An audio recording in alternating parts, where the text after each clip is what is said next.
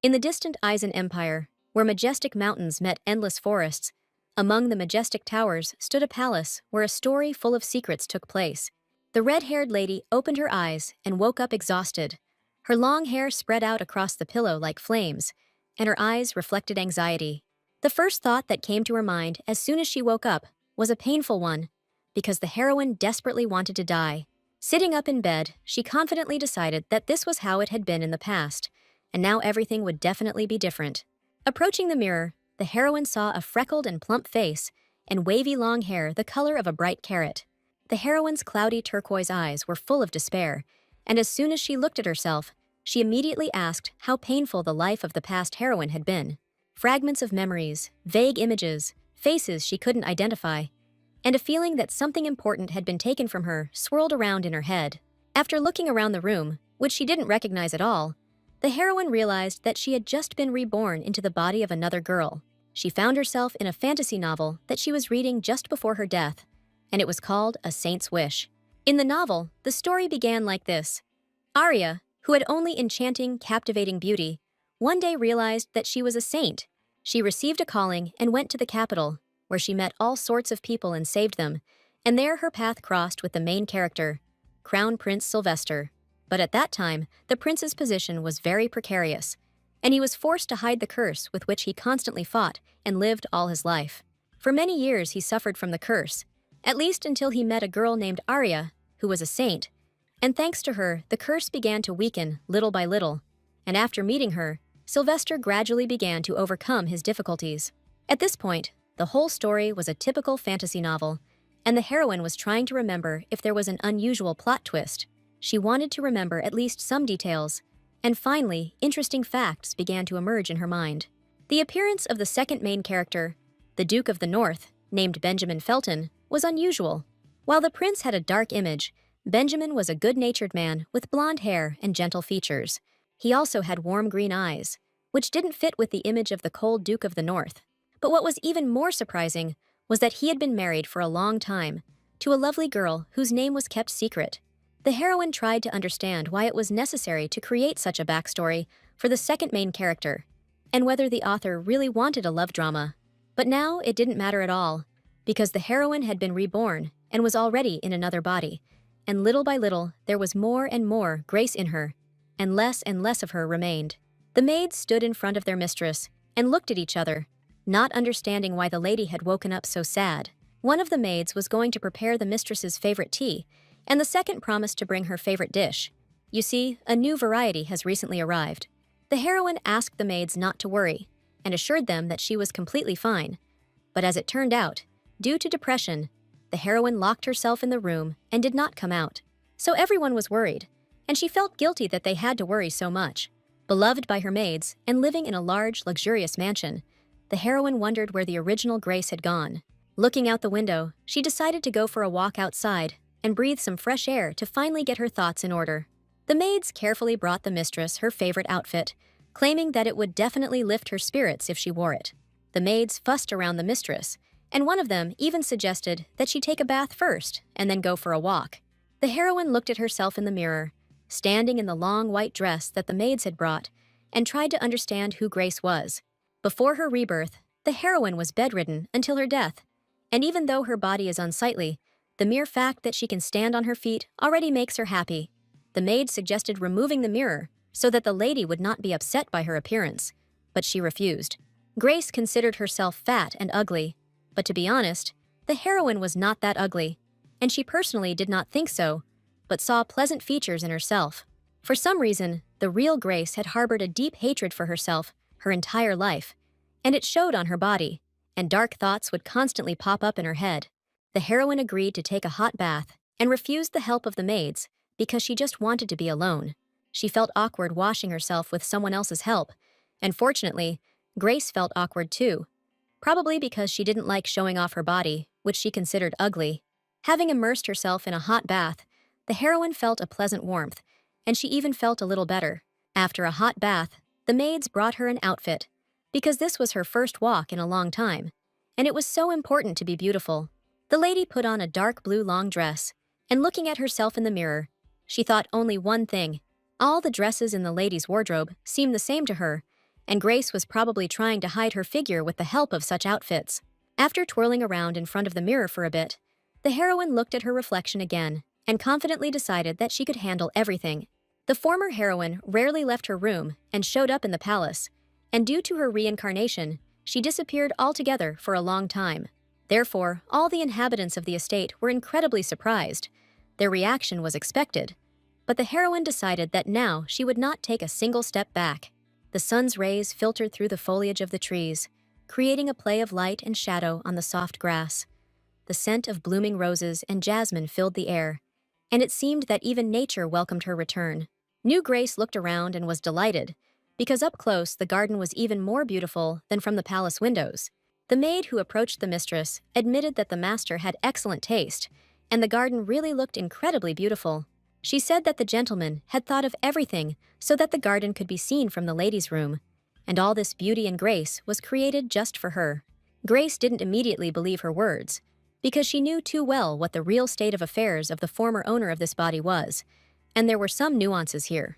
The sound of someone else's footsteps was heard nearby, and Grace managed to see blonde hair sparkling in the sun, as well as eyes the color of fresh green. The elegant and refined man who approached the lady was Benjamin, and he asked what brought the lady here, who had not left the room for a long time.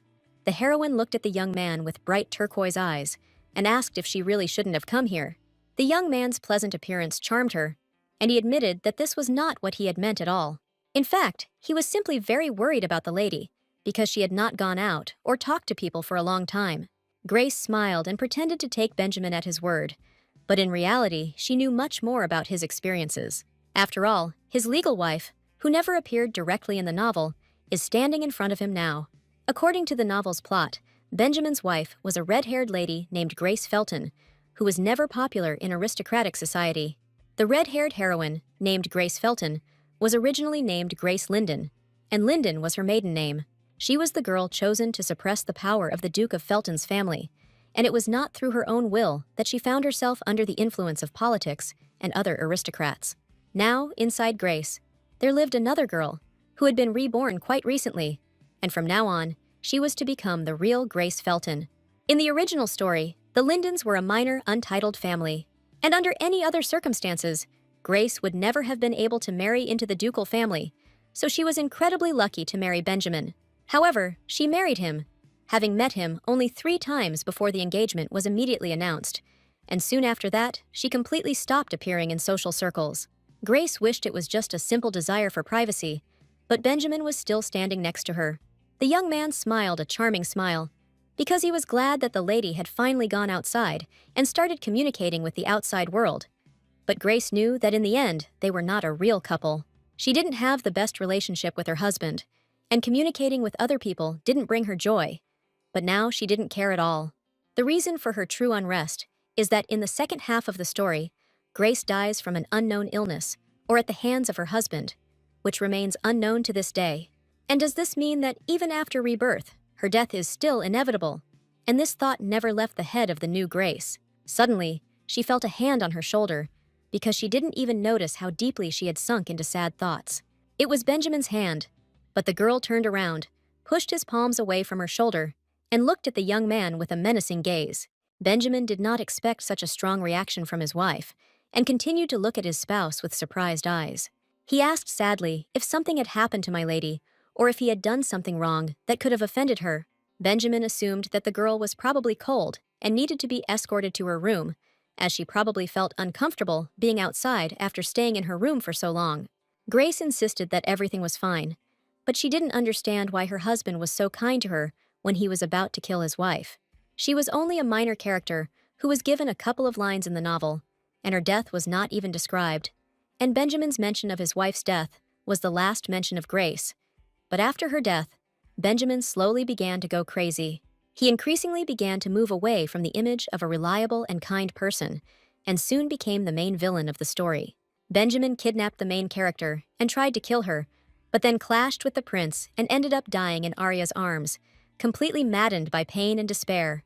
In fact, Benjamin had simply wanted human happiness all his life, but his soul was filled with anger and disappointment, and there was no turning back. There was a possibility that Benjamin loved Arya very much, and because of this, he could very well have killed his wife. But there was no clear mention of this in the novel, and Grace was not sure that this is exactly how it happened. Benjamin was her favorite character in the novel, and he often talked to Arya about his wife and spoke very positively of her. She liked that good-natured Benjamin, whose heart was noble, but if you think about it, he never really loved his wife. It was almost a betrayal, and Grace now realized what a stupid wife she had been, because someone like her could not be loved. After the walk, the heroine went to her room, and she could not stop thinking about Benjamin and the plot of the novel, feeling how hard it was for her. She wanted to walk longer, but she couldn't bring herself to tell Benjamin that she wanted to be alone, walking through the garden all by herself. Therefore, Benjamin followed his wife throughout the entire walk and did not leave her alone for a second. Grace didn't expect Benjamin to follow her around all the time, but I didn't want to drive him away, risking hurting the young man's feelings. She hadn't known what would motivate Benjamin to kill Grace earlier, and now she wondered if there was any evidence at all that the husband had killed his wife. Only a few important details remain in the hazy memories. Firstly, Grace and Benjamin were not close enough to share a place together, and the Duke retired to the main estate, while Grace huddled in the annex. This meant that the husband and wife had little or no contact, but if Benjamin was innocent of Grace's death, then what really happened? Now, Grace didn't know what she could die from, and not knowing the cause turned out to be much more terrible than the evil husband who was supposed to kill her. Grace was sitting on the sofa, her arms wrapped around her shoulders, and at that moment, the maid offered to light the fireplace if her mistress wished. Tormenting thoughts haunted the young heroine, and she suggested that perhaps Benjamin was not as vile as she had considered him all this time. Suddenly, the girl's stomach began to rumble loudly throughout the room, and the maid realized that her mistress urgently needed to eat well in order to gain strength. She laughed when she heard a funny sound coming from her mistress's stomach and admitted that it was probably time to set the table. She also offered to bring food to the room, and if the mistress so desired, she could eat right in her bedroom. Grace thoughtfully asked the maid to prepare food, because she was really very hungry and had not eaten anything since her reincarnation. Left alone with herself, she carefully examined her hands and her body. I don't understand why the past Grace hated herself so much. Yes, she had small and plump hands, and to others they might seem fat, but everyone has different ideas about beauty. But looking at her hands, the heroine realized that they were much better than what she had in her past life. In her past life, the girl was very thin. When she had cardiac arrest, doctors were unable to save her. Back then, thoughts of death were all too familiar to her, and now she wondered if the real her had really died lying in a hospital bed. Suddenly, the heroine shuddered violently from the voice she had just heard in the room. She thought she might have misheard, but she was still sure of her sensations, and she definitely heard voices. Grace listened carefully, but heard nothing more, and her hands were still shaking. She clearly heard it. It was a mocking laugh that was harsh on her ears and seemed to be coming from all corners of the room. Just at that moment, the maid came and announced that she had brought food for the honorable lady, and it was time for dinner. She saw the lady standing thoughtfully near the window, and the lady seemed confused and frightened to her. The maid carefully placed the food on the table, admitting that she had decided to cook something light for her mistress. Grace thanked the maid for her concern, as she truly treated her with great respect. The maid could be called at any time if the mistress needed anything, and she was ready to happily carry out any order, leaving the mistress to have dinner. Taking a bite of the freshly baked, fragrant bread, Grace was surprised at how delicious the food was, how it melted in her mouth, and the chef must have done a great job. But she couldn't have a peaceful dinner, because when she looked out the window, she saw an unfamiliar carriage drive up to the creator. Looking closer, she realized it was a carriage from the main estate, and saw the silhouette of a young man getting into it. It was definitely the Duke, and he was clearly in a hurry, because the carriage quickly took off and drove off in an unknown direction. Seeing her husband leaving, the lady asked the maid if she knew where his lordship was going. The maid was silent, as if she knew where the master had gone, but for some reason, she did not answer Grace's question. She asked if the maid was there only to watch over her mistress, and not to serve all the members of the family, and the frightened maid replied that this was not so at all. Grace asked for a quick answer to her question, because the maid knew exactly where the venerable gentleman was going to go. The heroine looked closely at her charge, wanting to know the whole truth, because she was clearly not telling her everything. And finally, after a long silence, Sally admitted that she actually knew where His Majesty had gone. She said that his lordship was going to serve on the Rondel Canal, and that was where he was going today with the knights. Grace wondered what could have caused such urgency, and there must have been some hidden clue. Suddenly, she realized that it was certainly there that the very saint whom Benjamin would have to love in the future was located. As it turns out, the entire temple is heading there today, as a major purification ceremony and service will take place there. And now there was no doubt that the saint would definitely be there, and this would be their first meeting with Benjamin. Grace, looking out the window, noticed her face and began to worry about her appearance. She was sure it must be hard to love a wife who looked like Grace, since she had always been convinced that she was fat and ugly. And unlike Arya, she has wavy hair, and exquisite clothes would look on her like a pearl necklace on a pig. And today, she really did wear pearls, and now she was laughing at herself and at her thoughts. All this time, the maid stood next to her mistress and noticed that she began to become very nervous. The maid admitted that the mistress looked completely unwell and asked if everything was okay with her. Grace smiled and replied that she was fine, but in reality, she was just too carried away and couldn't get those thoughts out of her head. His Majesty was well aware of Arya's appearance, and the author always praised her unearthly angelic beauty. Snow-white hair, golden eyes, shining and radiant, and flawless porcelain skin, on which there was not a single flaw. The Holy Lady was the complete opposite of Grace, and it was hard not to fall in love with such a perfect girl.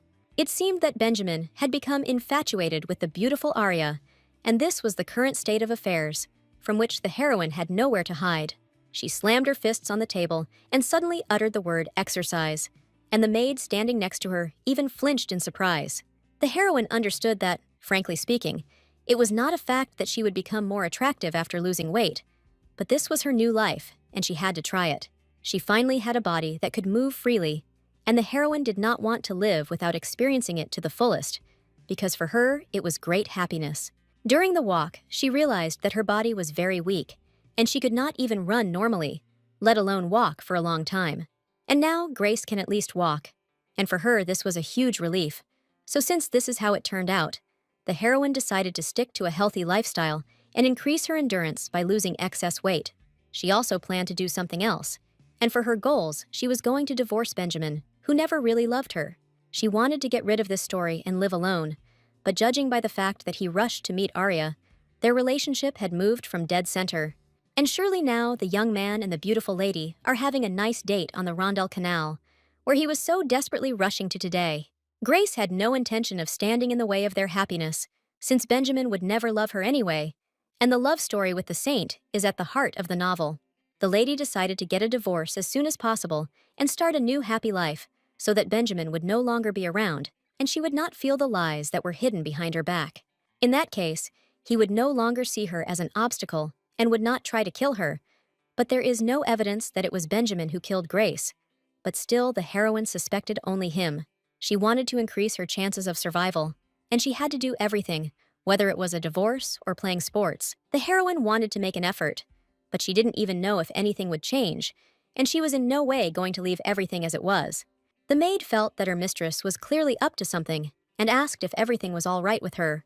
The lady replied that this time she was determined to make serious changes, and from now on, she would introduce diet and exercise to look better every day. The basis of the diet is a balanced diet and a healthy lifestyle, and Grace understood that this was absolutely essential for her now. To get in shape, she needs to do certain physical exercises and minimal actions that can lead to quick results. She wondered if Grace had any suitable clothes for sports, or if the lady only wore dresses that hid her figure flaws. The heroine asked the maid if there was any clothing that would fit tightly to the body, something that would be more comfortable to move in than a dress, and the maid looked at her with dumbfounded eyes.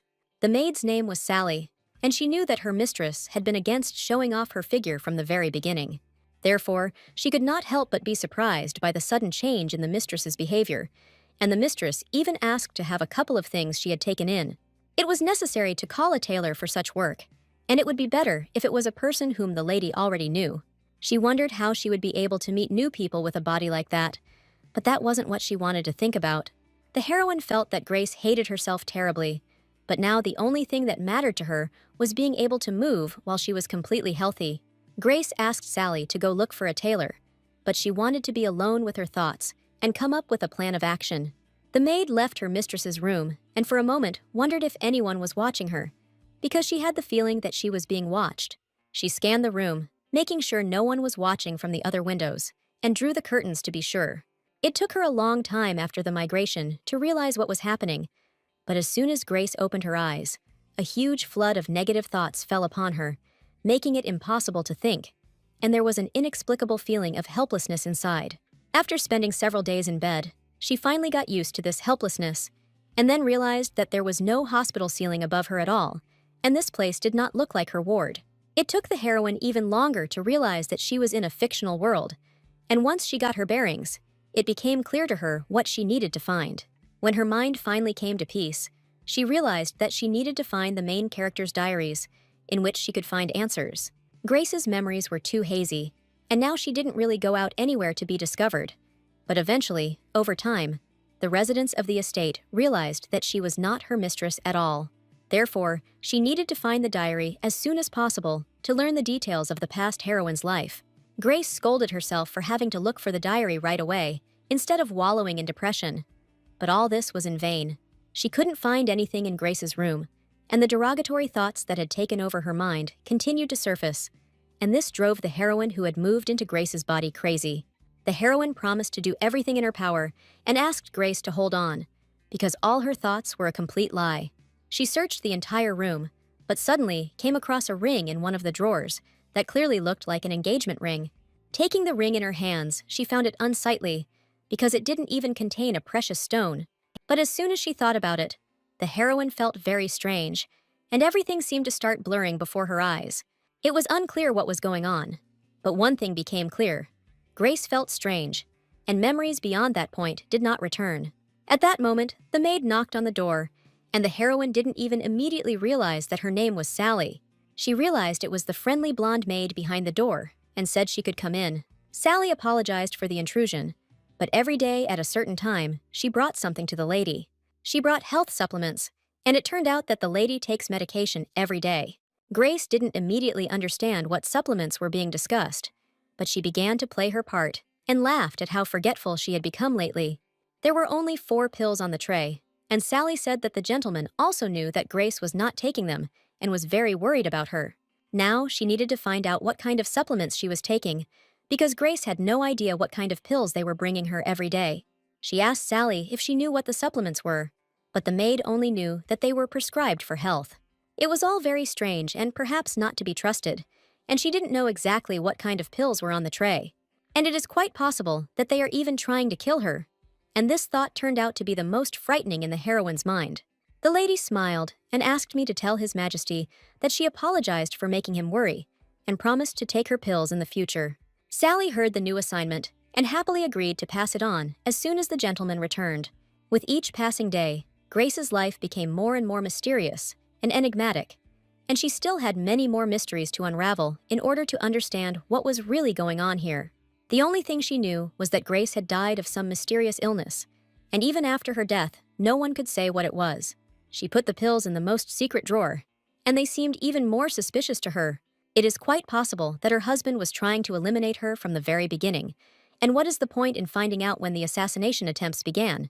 Because now there are more important things that she needs to take care of. The food at the estate was too delicious for Grace to overeat, so she decided to start by asking the cooks to cook only light food and cut down on the portions. She was served a salad for dinner, and it turned out to be quite tasty, but the heroine felt that it was not enough and that something was still missing. Grace needed to get used to this feeling if she wanted to lose weight quickly, but her thoughts were too confused now, and she could not get up from the dinner table yet. The maid noticed that the lady's complexion had become clearer in recent days, and Grace realized that drinking plenty of fluids really did help improve the condition of her skin.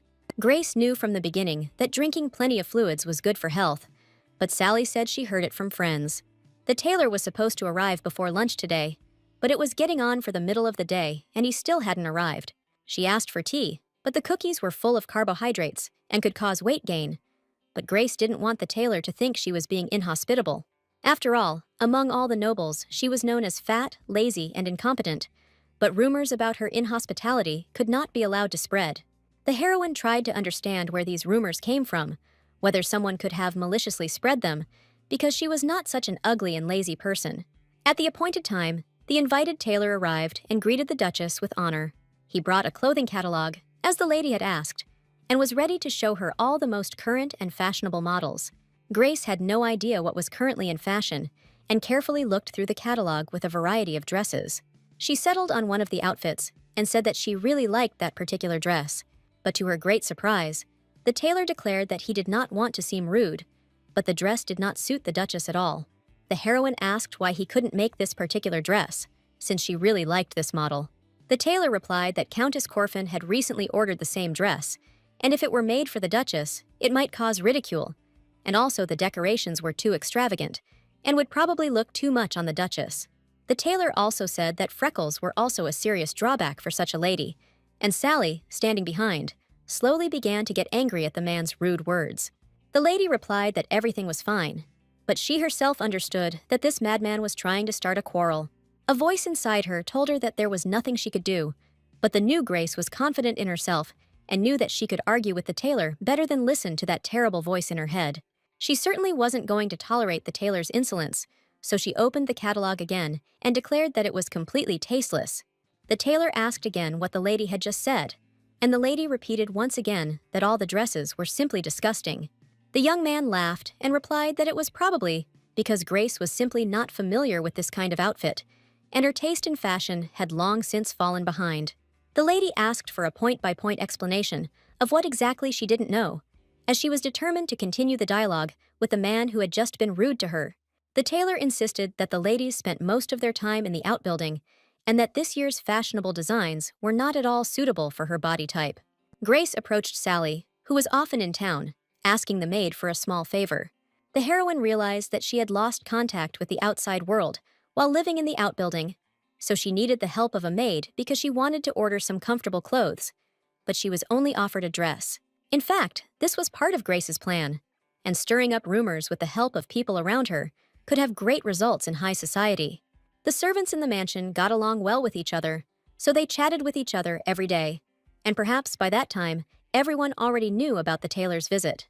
Grace played her part beautifully, and with a trembling voice, admitted that she liked one dress, but the tailor offended her and said that it did not suit her figure. One of them started to mumble something, but an enraged Sally said menacingly that he was in the Duke of Felton's estate, and this was the mistress's house, so the tailor had no right to interrupt her. As a commoner, Sally might have found herself in a difficult situation, but in Grace's original story, she usually resolved such situations once or twice. She suggested finding another tailor and stated that she needed completely different things. The frightened tailor was sure that the Duchess could not do this to them because he had been putting in so much effort all this time to sew clothes to fit her figure. These words sounded rather rude, and the tailor had just clearly hinted that the lady had a large build and that such dresses required a lot of fabric. Grace smiled, finding this amusing, as she didn't care at all now, and the Duke was probably paying the tailor very generously for his work. Grace was no longer prepared to put up with incompetence, and the young man probably had nothing to say in his defense. So she wished the tailor well, telling him that he could go and that she no longer needed his services. After meeting with the tailor, the lady stood and thought about the situation that had happened, but she was sure that she had done everything correctly. Grace was a little worried whether everything had gone well or whether she had acted too harshly, but now she praised herself because she had finally managed to pull herself together. The heroine was determined to strengthen her spirit, lose weight, get a divorce, and leave this house forever, having lived a long life. But due to Benjamin's invitation, her determination did not last long. The young man invited his wife for tea, and on the table there were various sweets, games with which she understood that because of all this, her weight could increase again, so she should refuse the treats. Benjamin was glad to oblige and bought some desserts, which are said to be popular at the moment. The mug contained coffee, which was also quite popular, and Benjamin wanted his wife to try the drink for the first time. Grace was incredibly happy that in this world they poured coffee for her, because even in the hospital she couldn't drink it, and she already knew in advance that this popular drink would be to her taste. Benjamin's happy smile meant that he was glad that his wife liked everything, and he was pleased to hear her praise. If the heroine hadn't read the original story, she would have definitely misunderstood everything, because Benjamin's smile said that he liked her, but it was all a blatant lie. At the table, Grace announced that she had to abstain from the sweet treats and delicious cakes that Benjamin had brought. As the young man slowly pushed a large piece of cake towards the girl's mug, he heard her words and couldn't believe his ears. Grace admitted that she is trying to lose weight, and recently, She decided to completely give up sweets, fatty, and heavy foods. She insisted that all this was just for her health, and that the situation with the tailor had nothing to do with it, and that she herself understood that she hardly seemed attractive with excess weight. Benjamin said that the tailor he recommended was exiled abroad, and his property was confiscated. It turned out that he had not only been evading taxes, but had been playing for the royal family, and it was an incredible relief to Benjamin that he had finally been caught. The young man promised to ensure that no one else would cast a shadow on his wife's reputation, and that all villains would be punished according to the law. So everything turned out the way Grace wanted, because she herself recently spoke about it. Looking at my husband and seeing his smile, which was as radiant as an angel's and completely captivating, the new tailor turned out to be strangely polite, and at the first meeting, he couldn't even look the lady in the eye and was trembling nervously. The boy's face was incredibly pale, and Grace wondered if he needed to go to the hospital because he looked so unwell. The tailors Benjamin invited were always very strange, and this young man was no exception. And is the Duke really so consumed by love for Arya that he chooses at random, completely oblivious to who comes to his wife? Sally happily announced that she had great news for the lady, and she would surely remember the recently expelled tailor. As expected, something clearly went wrong as events took a sharp turn, and Grace was the starting point for it all. As it turned out, the tailor was found dead at the border, and it turned out that he was even worse than they thought, and this man really deserved a worse punishment. The maid suggested celebrating the event, but the excited mistress had no idea that there was anything to celebrate here. Sally thought for a moment, before replying, that one could celebrate the fact that a person who didn't deserve to even breathe was no longer in this world and couldn't hurt anyone anymore. The Duchess looked at Sally with stunned eyes, and the maid realized that she had probably said something wrong. She asked the lady for forgiveness, because it was probably unpleasant for her to hear this, and Sally really hoped that she had not made the lady feel uncomfortable. Grace wondered if Sally thought she was a delicate hothouse flower, or if she was simply treated like a naive aristocrat who knew nothing about this world. But either way, she felt uncomfortable. The lady said that she wanted to go for a walk, so she was going to put on the clothes she had bought, and Sally needed to help her get ready. Finally, the lady acquired comfortable clothes, in which she had a completely different feeling. Her body was still heavy, but now it was much easier to move than before. She really liked the new outfits, and the lady felt absolutely great in them. After walking a few steps across the estate courtyard, she ran into the young man again, and it was too strange that on every walk she met Benjamin again and again. She asked if the gentleman had also decided to enjoy the sun, since the weather had been simply wonderful lately. Grace couldn't understand how the young man kept pretending that their daily meetings were accidental, but Benjamin, looking at the blooming garden, admitted that he was thinking about planting new peach tree seedlings in the garden. The heroine sighed when she heard about peaches, and Benjamin asked if his wife didn't like them. The lady admitted that she still liked them, and Benjamin's idea didn't seem so reckless. The lady would not mind trying a peach tart, and Benjamin was delighted, but she will have to abstain from the sweets since she is still on a diet. In this case, Benjamin thought for a moment and asked if his wife had any favorite flowers, because surely there was something she liked more than all the others. Grace couldn't say she knew much about flowers, and couldn't even remember any of their names, as she never intended to become a gardener. The young man admitted that he probably didn't take this nuance into account, and was thinking about how else he could surprise his wife.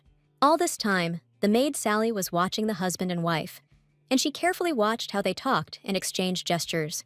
Since Grace and Benjamin were standing far apart, Sally guessed that there was a huge distance between them, and both were currently engaged in introspection.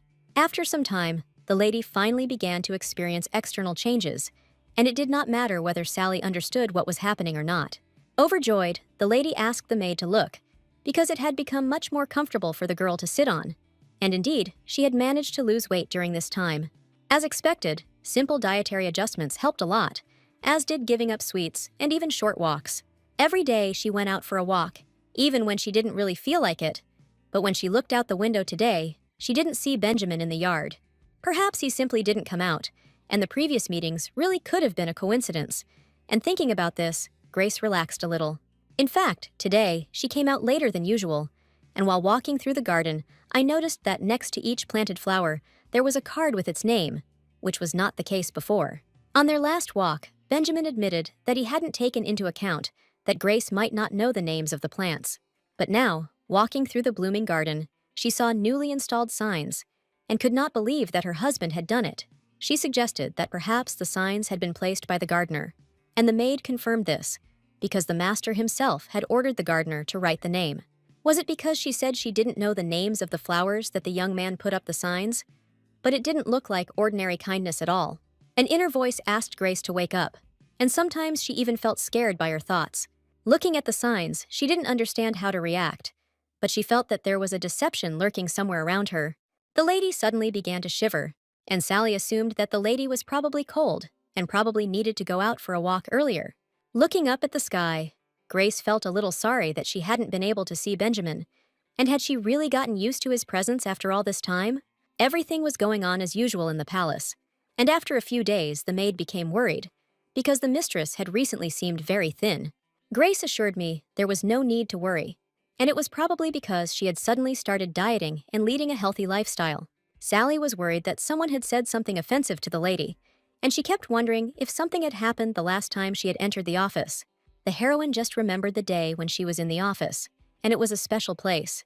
I remember the original said that Grace used to hide in her office at the slightest provocation, and the real heroine was too ill to go outside. Grace had recently started to prefer walks, and now being in the room made her feel sad, and she was going to go to the office, asking Sally to bring some warm tea. The heroine was interested in Grace's diary, and it could probably be in the office, because there is a saying that if you want to hide a tree, hide it in the forest. The game's memory contained vague knowledge about this world, and some of her memories, but her thoughts were so foggy that it would have been better for the heroine not to remember anything at all, since it would have been easier to pretend that she had amnesia. She remembered very well how delighted Grace had been when she saw Benjamin at the wedding, because she valued this man very much. But now these memories were completely useless, and Grace tried her best to drive away the bad thoughts. Now she needed to focus her attention on the small office she had just entered. This place was definitely different from what she remembered, and the office looked completely different. She thought it would be a small office, but even the windows here were clean and well-maintained. They overlooked the main building, and Grace didn't think it was the best view for her office windows. The maid had just brought tea for the mistress. Grace asked to leave it on the table, gazing out the window. The aroma of the hot drink spread throughout the entire office, and it was the very same flower tea that all the aristocrats were now talking about. Sally said that flower tea has become very popular lately, and they say that desserts with added flowers are now in fashion, and if the lady wishes, she can bring them. Grace refused and let Sally go, warning that she would remain in the office until about lunchtime. As soon as Sally left the office, the heroine immediately began searching for the diary, which she urgently needed to find, and she felt that this body clearly remembered 3 obvious places. The heroine clearly remembered the window, sofa, and table standing out against the general background, but the diary was nowhere to be found. She checked all the drawers and did not find this diary in any of them, although she was sure that it should be in one of the drawers. There was no way the diary wouldn't be there, and Grace was sure it was definitely in the office. The lady angrily hit the table with her fist and realized that it clearly contained some kind of internal mechanism that opened hidden drawers. To her great surprise, she actually slammed her fist on the table, and a secret drawer slid out, revealing a hard, leather-bound diary. Grace's diary, so elegantly hidden, contained the entries she began keeping immediately after her wedding. Opening the treasured diary, Grace noticed that the heroine wrote inconsistently, and her thoughts were fragmented. This strange diary looked more like a notebook, but it was still better than nothing. In her past life, Grace desperately wanted to have a child, but for various reasons, she was torn between conflicts. One day she told Benjamin about this, that she would like them to have a child whom they would take care of and love like a real close-knit family. The young man did not take the news with joy at the time, and Grace immediately asked for forgiveness, promising never to speak about it again because she was hurt by his hostile look. He certainly didn't want children from his wife, and yet he furnished his office to her taste, which was a contradiction in terms. The heroine didn't like all this very much, and at one point, the diary fell out of her hands while she was looking around the office. The more memories Grace had of Benjamin, the more she felt that there was not a drop of love in his kindness.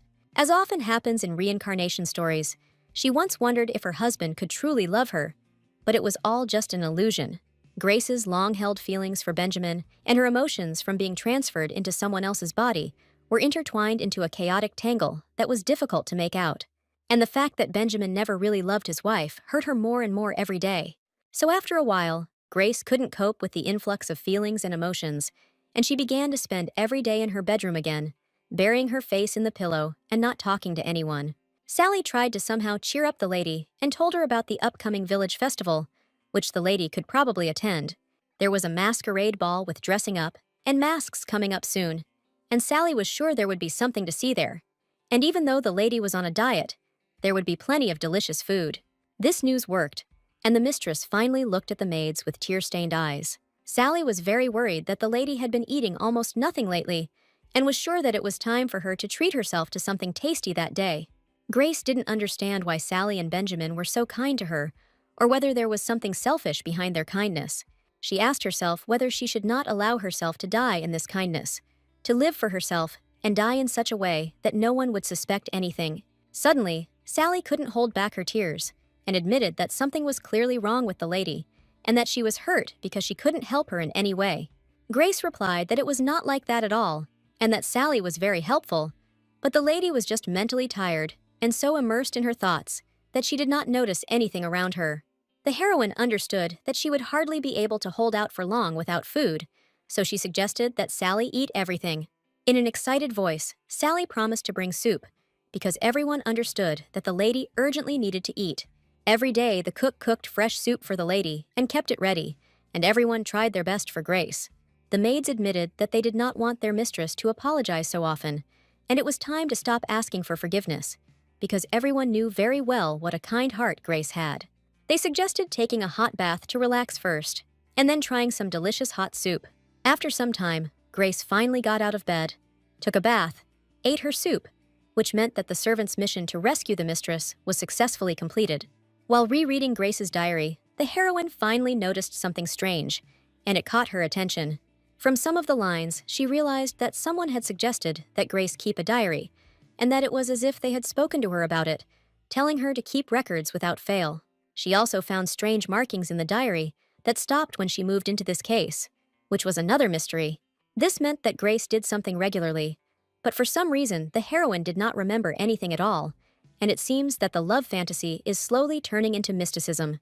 Her memories were scattered due to the transfer to a new body, but now she felt like she was releasing something important. And just at that moment, a sudden thud from a flying stone was heard outside the window.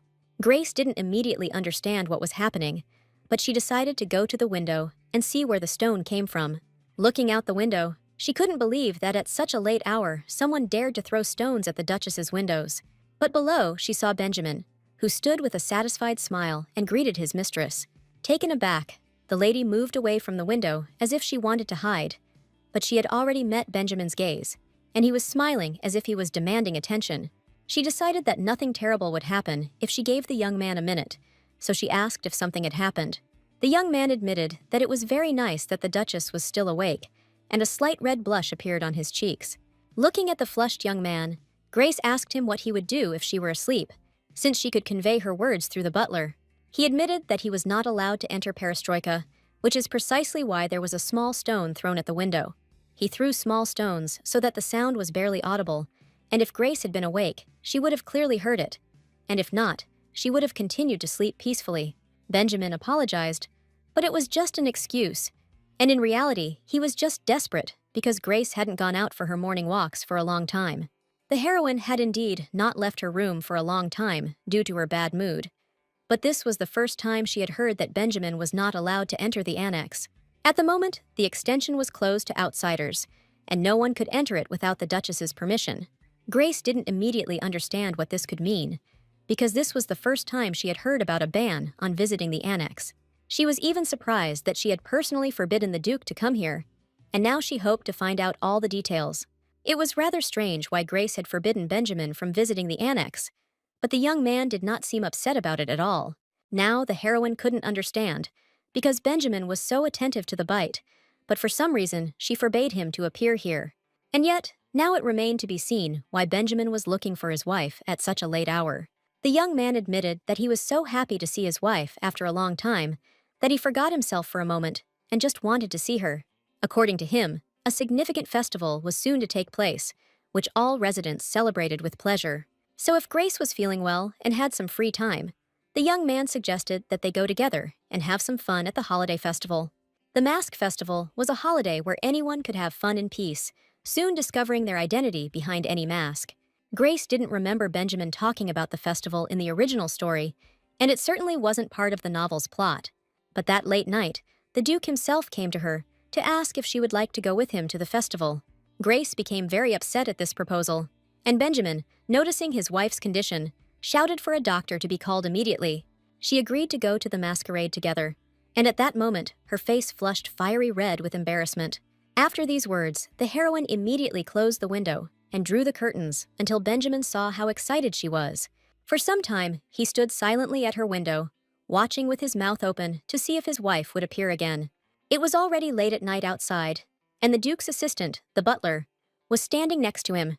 He immediately noticed that Benjamin looked very happy, and he hadn't seen the gentleman in such a good mood for a long time. For the first time, Benjamin's wife took the time to talk to him, and he decided he had to spend 24 hours with her. But everyone understood perfectly well that the festival did not last that long, and the butler was not at all sure that she would agree to spend so much time with him.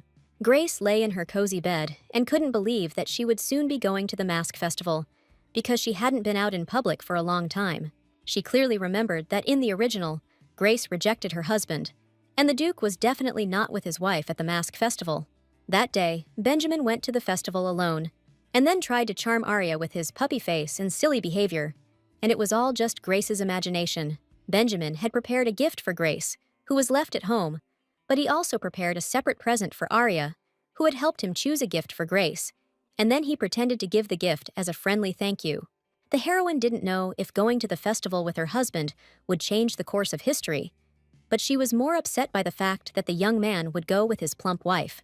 Bad rumors would immediately spread among the nobles, which would eventually reach the royal family, and Grace really didn't want that. From the outside, it will look like everything is going just fine in the marriage arranged by the royal family, but she was afraid that it would all end with Benjamin going crazy over Arya and causing a scandal by kidnapping her. And even though he was her husband, he was still a man mad with love. The morning rays of the sun were streaming through the window, and the heroine woke up in a great mood, feeling fresh and rested.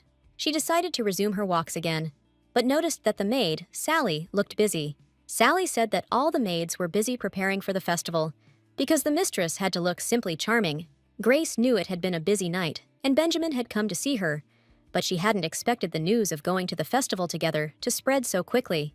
She held a robe in her hands and suggested that the lady wear it to the festival, but the girl found it too thick. The robe was unusual, as it was made from the fur of a magical beast, and it is said to have the property of absorbing heat, and the fabric keeps cool during the day and does not let in cold air at night. The robe was made from the fur of a magical beast called Leighton, and was indeed very comfortable. Hearing this word, Grace realized that she had definitely encountered it in the original, and looking at the robe, she immediately understood what kind of fabric was being discussed. A green gold brooch with large emeralds adorned the mantle, and the girls looked at the new garment with pleasure. Sally was worried that the lady might not like her, but Grace assured her that everything was fine. This robe was already familiar, and after Grace's death, when the Duke kidnapped the lady, he threw the robe over the girl's shoulders and said that it suited her very well. Benjamin was an enigmatic and mysterious figure, and Grace could never fully trust him.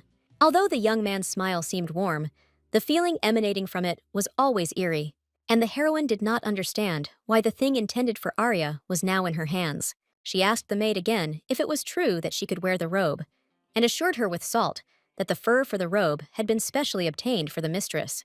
Grace was surprised that the fur was really harvested and not bought in a special shop. But everyone understood that this fur had indeed been simply purchased, and Sally admitted that she had misspoke by pure accident. Claiming that the fur had been obtained by accident, Sally tried to block the window, but the lady noticed this and found it suspicious, wondering if Benjamin had told her to say so.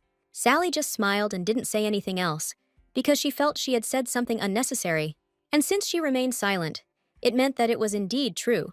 And after that, Grace asked the maid to move away from the window for a second. Grace slowly walked to the window and looked at what was happening below, what Sally was trying so hard to hide. Looking out the window, the lady was surprised by what she saw and wanted to know what was going on there. Below sat 3 knights, trying not to catch the master's eye, because they had just returned from a difficult campaign and really wanted to rest. Seeing the tired knights, the lady realized that the truth was being hidden from her again, and something was definitely going on here. Turning to the maid, she asked menacingly if the fur was really an accident, but Sally only trembled and remained silent. She began to say that the lady was too fragile, and the festival was long, and there would be a lot of people there. She called it a fateful coincidence, and several months of searching were not in vain, and it so happened that the magical beast was found and captured. The hunting season had not yet begun, so they sent out a search party, and since the beast can only be encountered once a year, luck smiled on the knights, and within a few months they caught the beast. The heroine asked the maid not to say another word, and she heard what she wanted, but now she did not know what to do. She felt awkward, because the robe was indeed made especially for her. But there was also a second option. It was given to Arya, but she refused. The lady tried to calm herself down, deciding that everything was fine, and she would just put on the robe, and the maid thought it was a wonderful idea. Now Grace knew that the knights had specially obtained wool for her, and she wanted to give them a gift and asked what she could give them. Sally was sure that the knights would simply be glad to see the lady on a date with the master in this robe, and she had better change and get ready to go out. The master was already waiting for the girl downstairs, and the delighted maid asked the mistress not to worry about anything. Grace had been given a selection of formal dresses, so she had to choose the one she liked. As soon as the heroine put on the dress, she saw how loose it was, but there was absolutely no time to alter the garment. Grace put on her robe and decided to leave like that, and Sally wished her a safe journey.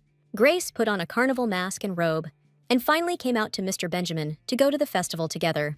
The gentleman looked charming in an elegant dark brown suit, and he eagerly awaited the appearance of his mistress.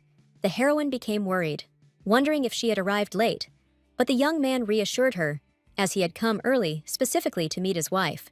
He elegantly extended his white-gloved hand, declaring that ladies were never late. In an instant, the heroine calmed down and realized that there was absolutely no point in worrying, because they were going to have fun and enjoy themselves. In the original, Benjamin and Arya had an exciting date at this festival, and the knowledge that the robe was supposed to be a gift for Arya no longer bothered the heroine, but rather upset her. Benjamin warned that they would call each other differently in public while they were on the street. Grace asked what they should call each other, since she hadn't been out in public for a long time. Benjamin suggested calling him just Darling or Benny, so as not to give their real names. Grace smiled when she heard that the young man wanted her to call him Darling, and it was very unexpected for her. She admitted that she would be happy to call him Benny, and asked him to call herself simply Milady. The young man was happy, and Grace really hoped that they would have a wonderful time together. Benjamin was indeed a very strange young man, and Grace considered him a real eccentric.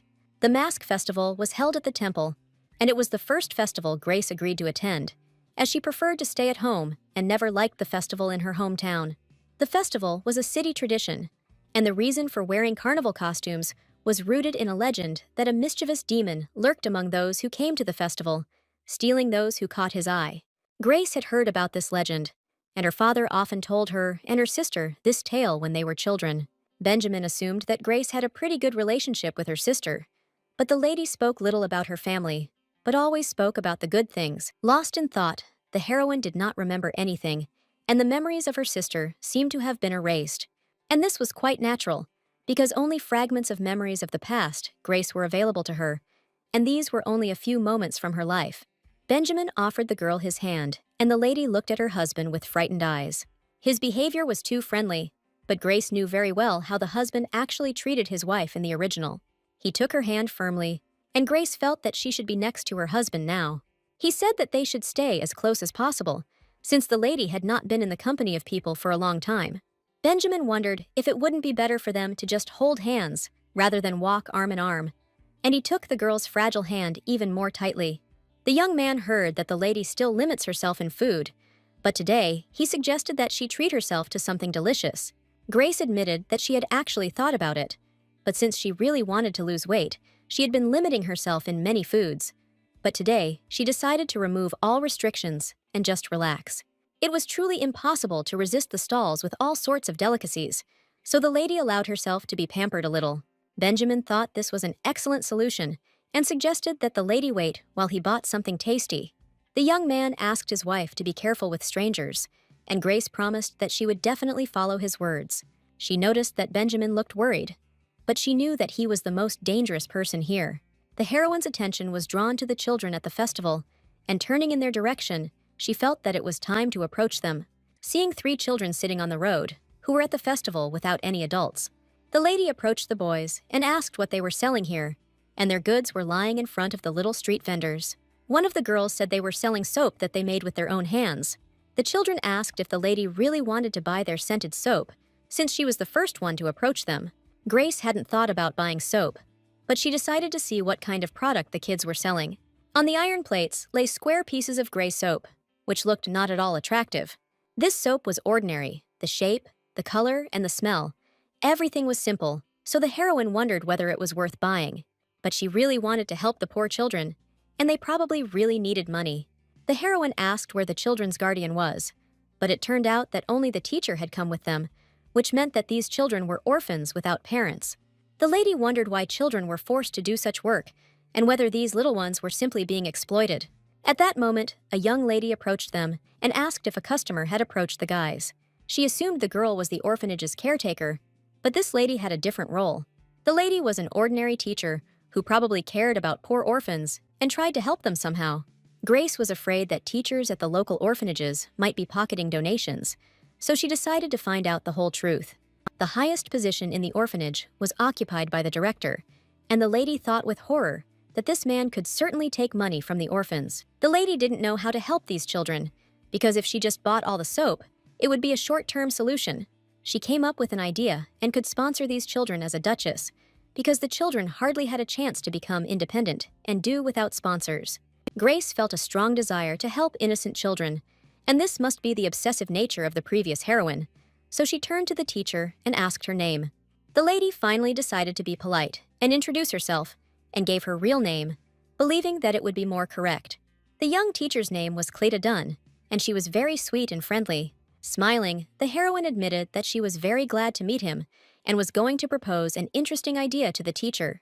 She offered to help sell all the soap, since everyone understood perfectly well that the guys had very little chance. Cleta smiled broadly and couldn't believe that she had received such a great offer from an unknown person. The lady was determined to help these children, so she bought soap-making tools and packaging, as well as some sweets for the children. Benjamin carefully distributed candy to the orphans, and each child was incredibly happy with the little pleasant surprise. Grace asked her husband to watch the children, while she and her teacher set out to make the most incredible soap. She bought some herbs and pressed flowers for soap making, and this soap was supposed to be very fragrant and beautiful. Floating flowers have been all the rage lately, so the lady decided to try adding them to soap. She wanted to create a soap that would have aesthetic beauty, and it seems Grace has succeeded. The soap turned out absolutely incredible, and the teacher even thought that Grace was well-versed in this simple hobby. Finally, the flies finished their soap making, and in front of them lay beautifully packaged pieces of soap with flowers inside. Cleta looked at the soap they had made and realized that it looked very expensive, so they could even ask for a higher price for it. They agreed on the price per piece and decided to sell each piece of soap for 900 zen. For the teacher, this price seemed too high, but Grace assured that for such a beautiful soap, the price was quite reasonable. Grace smiled and declared that all the soap would definitely sell out, and Cleta would soon see for herself. The finished soap was laid out for sale, and people passing by immediately smelled the fresh, pleasant aroma. To attract customers, Grace used a clever trick. She used the remaining soap solution to create large soap bubbles, from which this incredible smell emanated. The soap bubbles brought incredible delight to the people and children passing by, and for them, it was like a magical fairy tale. The children loved blowing bubbles, and it seemed they had never been so happy in their lives. Even the teacher noticed that the children really enjoyed this activity, and the soap bubbles brought them complete delight. She was incredibly happy that today they met an amazing girl, Grace, who helped create beautiful soap and sell it at a high price. The first customers had already approached them, asking what that wonderful aroma was and what the ladies were selling. Everyone who came up to it called the soap incredibly beautiful, and the ladies worked tirelessly to make it in time for the festival. Grace also decided to come up with a legend that was supposedly passed down by word of mouth in the town, and it went like this: if you use the flower soap you bought on the day of the festival, your wish will definitely come true. Cleta, with a happy face, told customers an interesting legend, which made them even more eager to buy the scented soap. People at the festival, hearing this legend, considered it incredibly romantic, and every suitable person actually bought one piece of soap. The legend about the soap that makes wishes come true spread quickly, so after a while, a crowd of buyers had gathered around the girls. The mask festival was drawing to an end, and the number of city residents on the streets was decreasing. But fortunately, all the soap was sold out. It was only towards evening that Grace realized how tired she was and how much work she had done today. Teacher Cleet looked so exhausted that Grace had no choice but to help with the soap sales. Together, they sold all the soap, and the heroine was very happy. But for some reason, she suddenly felt just awful. For some unknown reason, Grace began to feel very nauseous, and her chest felt like it was being squeezed in a vice. A minute ago, everything had been fine. She assumed that she had simply imagined it, and perhaps she had not noticed the nausea before, because she had been very busy and distracted by something else. But now the heroine felt somehow empty inside. Suddenly, she collided with a passing man. Her mask fell off, and Grace felt defenseless. The man laughed and said that he felt like he had tripped over a heavy statue and asked how a woman could fall with such a crash. Grace knew he was referring to her full figure, but she didn't even want to turn around and look at the offender. He laughed and continued to insult the girl, saying that she was too fat, and it was no wonder that she couldn't dodge and ended up running into someone. Sitting on the stone road, the lady heard nasty ridicule about her body and appearance. The man continued to mock her, and the frightened girl only asked for one of the passers-by to help her, because hearing the insults was unbearable.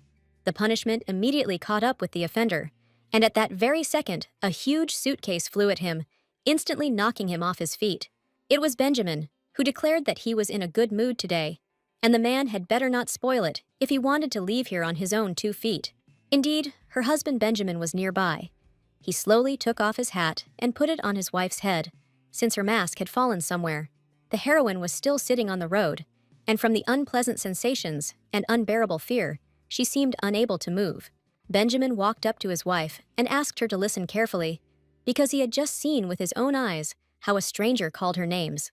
He hugged Grace carefully and gently said that they needed to go home, and if she had difficulty walking, he would be happy to pick her up and carry her. Grace felt safe when she heard Benjamin's voice, and the voice wasn't full of anger, it was kind and loving. The next morning, when she woke up, the lady felt that she had completely fallen apart and did not have the strength to pull herself together. She couldn't get that alley out of her head, and maybe being alone only made her sink deeper into bad thoughts. But the festival was so nice. The heroine felt like she wanted to go to a shelter, but at the same time, she didn't want to leave her room. But she understood that she needed to do something to feel better. Sally stood outside the door and waited for the lady to wake up. Noticing that she was completely at a loss, Grace asked the maid to bring the ledger so she could finally start sorting out her expenses. The girl didn't look well at all, but she decided to keep herself busy and needed to feel better. All the entries in the ledger were well organized, but Grace noticed that gold jewelry was being purchased too frequently. 2 years had already passed since the wedding, and this thought made the girl think for a while. She was sure that only a year had passed since the wedding day, and she mentioned this when talking to Benjamin. But now, remembering their last dialogue, she assured her husband that only a year had passed since the wedding, and it became clear that the heroine had made a huge mistake. Benjamin probably didn't notice these words, but Grace tried so hard to be careful. But now she couldn't allow herself to fall into further melancholy. She really wanted to help the orphanage and decided to start a tea business, making it more accessible to ordinary people. Therefore, the heroine decided to buy land so she could quietly run the orphanage and help the children. The heroine thought that it would be nice to acquire some land, and the closer the better, deciding to choose the best location herself. Having informed Sally about the land purchase, Grace was determined to see it through, and the maid promised to make all the arrangements. Today was probably an unusual day, and his lordship sent his wife a gift, which was reported to her by the maid. That evening at the festival, Benjamin stood up for his wife, and Grace was unaccustomed to seeing the young man angry. She tried to push away bad thoughts, remembering the unexpected gift that was probably supposed to be delivered to her soon. Sally smiled and assured that this gift was incredibly beautiful, and the lady would definitely like it. The unexpected gift helped the girl switch to positive thoughts, and she even felt the desire to look at it. Together with the maid, the mistress went to look at the gift and finally get distracted from bad thoughts. At the end of the corridor, the girl saw incredibly beautiful flowers standing in vases, and this was the very gift from Benjamin. The vases were filled with small flowers of incredibly beautiful colors, and Grace immediately realized that these flowers would be perfect for a herbarium, and Benjamin's gift was truly beautiful. But that was not all, and Sally held something else in her hands, asking the lady what to do with it. The incredibly beautiful box contained what looked like delicious cookies, and Benjamin even sent a few. Grace thought about the orphanage, which was located nearby, and suggested that Sally take cookies to the orphans. Next to the box of cookies stood a herbal tea in a beautiful package, which was also a nice gift from the gentleman. Having looked at all the gifts, the lady asked the maid to find some unnecessary muslin so that she could try to make something. Sally promised to look, and the lady admitted that she had one more small request. She wanted to ask for one more favor, and holding a jar of herbal tea in her hands, she looked at the maid with embarrassment. The lady admitted that she was going to use her personal funds at her own discretion, and this was her personal right, and she also warned that she would only be going out into the city for a short time. Although Benjamin's answer was a little unexpected, no one objected to her new conditions. The young man asked if something were to happen, it would probably be difficult for Grace to cope alone, suggesting that someone follow her at a distance for her own safety. After listening to her husband's opinion, Grace initially decided that Benjamin had decided to act thoughtfully. She assured that everything would be in perfect order, thanking her husband for his attention and response to her request. Grace went out into the street, confident that it would be quiet and less crowded than during the festival, because she really wanted to help Cleet, and after the divorce, her reputation in society could play an important role. She went to the teacher to tell her about her new business idea that could help their orphanage. The heroine brought a small tea bag that she made herself from muslin. Grace wanted to import food products and allow people to try a variety of teas. She knew that tea was not in great demand among commoners, and this was all due to the accompanying problems. Enjoying a cup of tea requires a lot of time and effort, and requires the use of a brewing device, and few ordinary people can enjoy the drink without any problems. According to the heroine, this was the main problem, and you can simply pour hot water over the tea bag and enjoy the aromatic drink. Cleta admitted that it was nice to have such easy access to such luxury, but would they be able to implement this wonderful idea? She insisted that they didn't have a store, and ingredients would be hard to come by, and given the situation at the shelter, hiring help would be difficult. But the lady had already thought everything through in advance and assured that there would be no problems and that everything had been decided long ago. Cleta didn't quite understand what was being discussed, but the lady's idea interested her incredibly. Grace said she had already selected one tea plantation and the shelter would become the store, and tea sales should begin from there. She had already made up her mind about assistants, suggesting that they hire the mothers of these children. The teacher was surprised to hear that the lady somehow knew that orphanage children had mothers, because usually children who live in orphanages do not have parents. It didn't take Grace much effort to figure it all out. When she saw those children at the festival for the first time, she immediately realized that these children were not orphans. It was all obvious, as the children were too clean and well-groomed to have only one guardian, who was their teacher. She asked if these children knew about their mothers, because every child should have a parent. Grace was not a stupid girl at all, and Cleta immediately noticed that the lady had a high intellect. She wanted the children to see their parents at least once, because everyone wants to be close to their beloved family. Cleta immediately accepted Grace's offer, which meant the shelter was in dire need of money at the moment. And surely some mothers give money for their children, but they will not be able to continue to see their children in any shelter. Probably something made them do this, and the girls had their reasons. But now the lady would like to talk about the director of the shelter, who is responsible for everything. Cleta said that the shelter's director ran away as soon as he realized that the shelter would not be profitable, and after collecting all the money, he immediately left the place. Grace was grateful that the lady told the whole truth, and she promised to hire mothers. She suggested converting the empty space into a soap-making work area and using the spare bedrooms to house the workers. Cleta had never thought about this before, and she thought the lady's idea was simply excellent because it would reduce costs and mothers could safely remain close to their children. And besides, raw materials, black tea, will be supplied reliably from the plantation that the lady mentioned earlier. Now the land that the heroine chose was not very good, but soon Saint Arya should appear, visit it, and bless the land. And for the next few years, the tea leaves from this land will be of the highest quality. Grace asked to find out about the matter, although they were working in the orphanage, and the teacher promised to take care of it right away. There are 13 children living in the shelter, 7 of whom have mothers, and so far only one of them has accepted the job offer, and Grace didn't understand why the ladies were refusing. She was sure that everything would be the other way around, and the girls would happily agree, But if they didn't find workers, all their efforts would be simply pointless. It was unacceptable that a case started to build a reputation would end up depriving the mothers of their livelihood, and Grace couldn't figure out what to do next to keep Benjamin from finding out. This idea was probably a failure, but the heroine had an interesting idea and wanted to meet the children's mothers in person and give them a gift.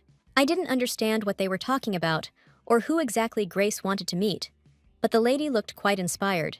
She even wanted to make something with her own hands and give it to the girls so that they would feel that they were treated with more respect. Grace was so excited about the idea that she even decided to write a letter and decorate the paper with the pressed flowers Benjamin had given her. But the maid still couldn't figure out who the mistress was planning to give something to, and the question was on the tip of Sally's tongue, but she didn't dare ask it. After all, it was the first time she had seen the lady so lively and joyful, and she promised to prepare everything soon, because she trusted her completely.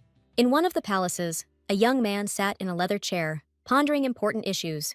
Catherine's days were grueling, with her working in the kitchen all day, leaving late at night, and returning home only in the early morning. This girl couldn't give up because it wasn't easy for her to get this job, so she tried her best. Next month, it will be a year since Catherine started this job, and she was really looking forward to buying her child a birthday present. Returning home late one day, tired and exhausted, she saw a parcel with a letter near her door. Catherine thought it was some noblewoman's joke and had no intention of joining some hastily cobbled-together interest group. She even wanted to throw the letter away at first, but she smelled a pleasant aroma from it and decided that it still needed to be read. The letter was about Catherine's baby, and Grace wanted to share the good news that Ash had successfully solved multiplication problems for the first time, asking for praise when they met. The letter made no mention of business, but was about Catherine's child, who was delighted with every rare meeting with his mother.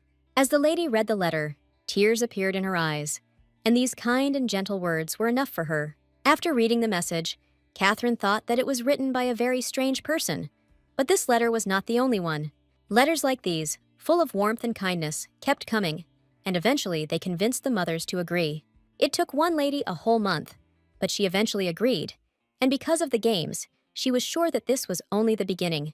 It seemed that Cleta was also happy that she met the virtuous lady who had helped the shelter so much. Life at the shelter changed in an instant, and the lady wanted to return to the shelter as soon as possible to start work. But not only had life at the shelter changed, but Mrs. Grace's life was also radically different from what it had been before. Work made her happy, and when everything went well for the lady, she did not feel depressed, as if she had found her value. On her way back from the orphanage, Grace suddenly saw Saint Arya on the street, but she was not standing there alone. Benjamin stood next to her, and seeing the two of them together for the first time, Grace couldn't believe her eyes. It really was that same saintly Arya Miller, a girl of incredible beauty with amber, sincere eyes. A few hours before Grace saw Benjamin and Arya, the lady was still at the shelter. The women here turned out to be so kind, and the more time the lady spent in the shelter, the lighter her soul became. It was a special day for everyone, because the children's mothers had finally arrived at work, and everyone was ready to greet them with respect. Grace suggested to the teacher that they go to the textile workshop to discuss cooperation, so the girls went to resolve the issue. The lady intended to take advantage of the conditions of a large workshop that makes deals with clothing stores, leaving small shops with unrealized opportunities. And the lady was determined not to limit herself to just a small amount, because she was going to earn a large sum, so she hired employees. The lady decided to supply the first batch of tea bags free of charge to several establishments in the capital, but the teacher was afraid that the business would start with losses. Since people are not familiar with this type of tea, they cannot buy it right away, and the lady suggested making some kind of advertisement. She was sure that at least one place would respond positively, especially now that plain water in the capital is difficult to drink. Pollution was spreading in the western lands, and even after cleaning the canal, the water had a strange taste. To solve this problem, Arya went on an expedition to the west, which was written about in the later episodes of the original story. Grace was sure that nothing would happen if she used it just once for her own purposes. Cleta didn't even expect that so many carts with water would arrive. But that wasn't all. The lady was certain that once the number of establishments using tea bags exceeded 5, business would become overwhelming. And to meet demand, hard work had to begin now. She planned to go to the workshop and asked one of the girls to accompany her, and it was desirable that the lady had basic knowledge of textile workshops. One of her girls immediately volunteered, and it was the mother of a girl named Lily. They entered the first textile workshop, where the man showed them the fabric that was available. After carefully examining the canvas, the girls decided to go to the second workshop, where they also familiarized themselves with the assortment. They soon found the necessary canvas, and everything was finished even faster than the ladies expected, and Grace was incredibly happy. Mother Lily admitted that she thought there would be more resistance and expected to hear that business was not a woman's business at all. Grace wasn't going to deny her words, but one thing was clear: things were going very well for them. She asked why Grace had chosen the smallest, run-down workshop when the second one was the nicest to look at. The lady would be embarrassed to say that it was all because of her expensive robe made of the fur of a magical beast. Most people won't realize that it's made from valuable fur, but the workshop owners, being experts, will have no problem determining the value of this item. But only in the last workshop did the man recognize the material and realize that this was no ordinary commoner standing before him. Grace didn't go into detail, asking if Lily's mother knew that the fabric was called muslin, and only in the last workshop they make it thin and of excellent quality, and Grace needed high-quality material, so she decided to collaborate with that workshop. Thinking about the workshop, Grace felt a sense of satisfaction that everything was beginning to fall into place. Grace was walking in a great mood on her way out of the workshop, and it was at that moment that a strange event awaited her. She witnessed this scene where her husband Benjamin was smiling at the blonde girl.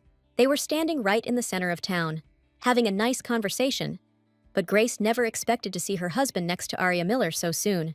Arya was the main character of the novel, the desire of a saint and the darling of this world, and she was truly beautiful. When Grace first saw the charming Arya, she felt that this girl was completely different from her. Benjamin failed to escape his wife's eyes, and the next second he noticed a familiar silhouette in a robe passing by. He realized that his wife had just passed right next to him and saw him standing with another girl. Grace pretended not to see her husband, but he immediately turned to my lady passing next to him. The young man immediately followed his wife and asked where my lady was heading, but Grace pretended not to hear anything. Benjamin turned and saw that she had a lot of things, deciding to offer his help. The lady replied in a serious tone that Benjamin already had a companion and that she could handle the things herself. The young man insisted that none of this mattered, but Grace wasn't so sure, as the one and only Holy Empire clearly held great significance for the young man. Benjamin didn't expect that kind and modest Grace would be able to answer him like that, and he looked after her in bewilderment. The lady replied that although she had locked herself in her room, everything was now known, and Benjamin should not have deceived her.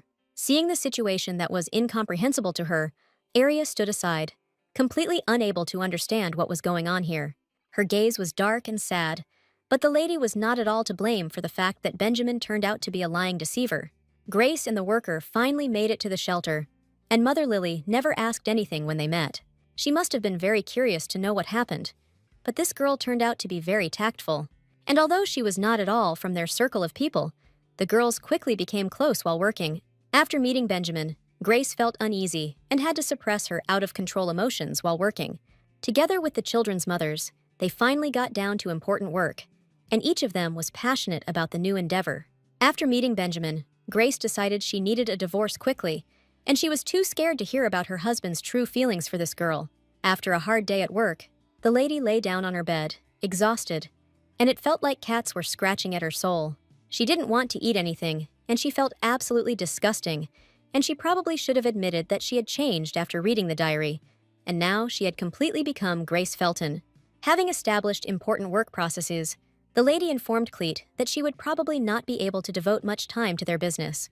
Cleta didn't expect to hear this, since it was the brainchild of the mistress, but she was sure that the teacher could now handle it herself. Cleta turned out to be a determined and good person, so Mrs. Oni was worried about the work of the shelter, and now her main task was a divorce from Benjamin. She was going to meet the gentleman and asked Sally where his lordship was. Benjamin was supposed to be resting in the main building, and since he was not busy, the lady decided to talk to him. It might be a bit hasty, but she had wanted this from the start, and she knew it was best to take action while she still had the courage. The lady wanted to get this over with as quickly as possible, before she became melancholy again, and she was wondering how best to start the conversation. They met Benjamin in the gazebo in the flower garden, and Grace was preparing to begin an important conversation. Her face expressed decisive confidence, and finally, the lady admitted that she needed to tell Benjamin something. The young man was happy to listen to her words, and asked her to speak freely, as her heart required. Today, Mrs. Benjamin's smile disgusted her, and although it turned out to be sweet, it did not touch her at all. She didn't want to die at the hands of her husband, because of a one-sided love that was not destined to be mutual, and in the end, he would still like Arya. A girl like Grace probably wouldn't even get a glance from Benjamin, but she really wanted it to be over. The heroine did not want to accept death as an answer to unrequited love, so she immediately said that she and Benjamin would have to divorce. Benjamin clearly wasn't expecting to hear the news of the divorce, and looked at his wife with concern. It was unbearable to see his face, and Grace admitted that in the end, they only got married for the sake of their families. She promised not to talk about anything else, and not to catch the gentleman's eye for the rest of her life. But suddenly, Benjamin began to cry, and asked why my lady was saying such offensive words. Seeing the young man's reaction, Grace was surprised, and he asked in a trembling voice if he had made some kind of mistake. With tears in his eyes, he looked at his wife and assured her that if she wanted something, he would definitely do everything for her. He cried and was ready to kneel, even at the suggestion that his wife did not like his appearance. The Duke continued to cry and even promised to wear a mask for the rest of his life, begging Grace not to get divorced. He begged her not to leave, kneeling, and it was the first time Grace had seen her husband in such a state. She considered his words rather strange, since she had recently seen him with another girl. And was Mr. Benjamin not in love with Arya at all? Because he was now begging his wife not to leave him. Benjamin admitted he had many shortcomings, blaming himself for the mistakes. But his reaction was completely different from what the lady had imagined. The young man cried bitterly, although he should have been happy with another girl, and that was how it was in the original novel.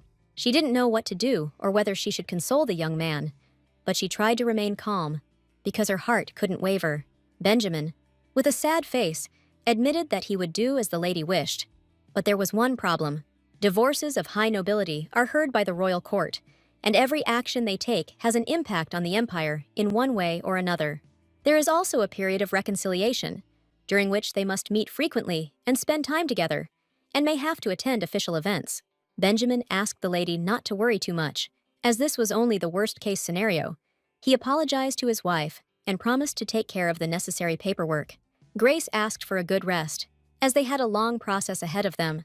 The action takes place in the office of the Crown Prince, where the young man was incredibly bored every day. For the Crown Prince named Sylvester, it seemed like nothing interesting was happening in this life. He was not eager to do business, but that day, his butler came to him with unexpected news.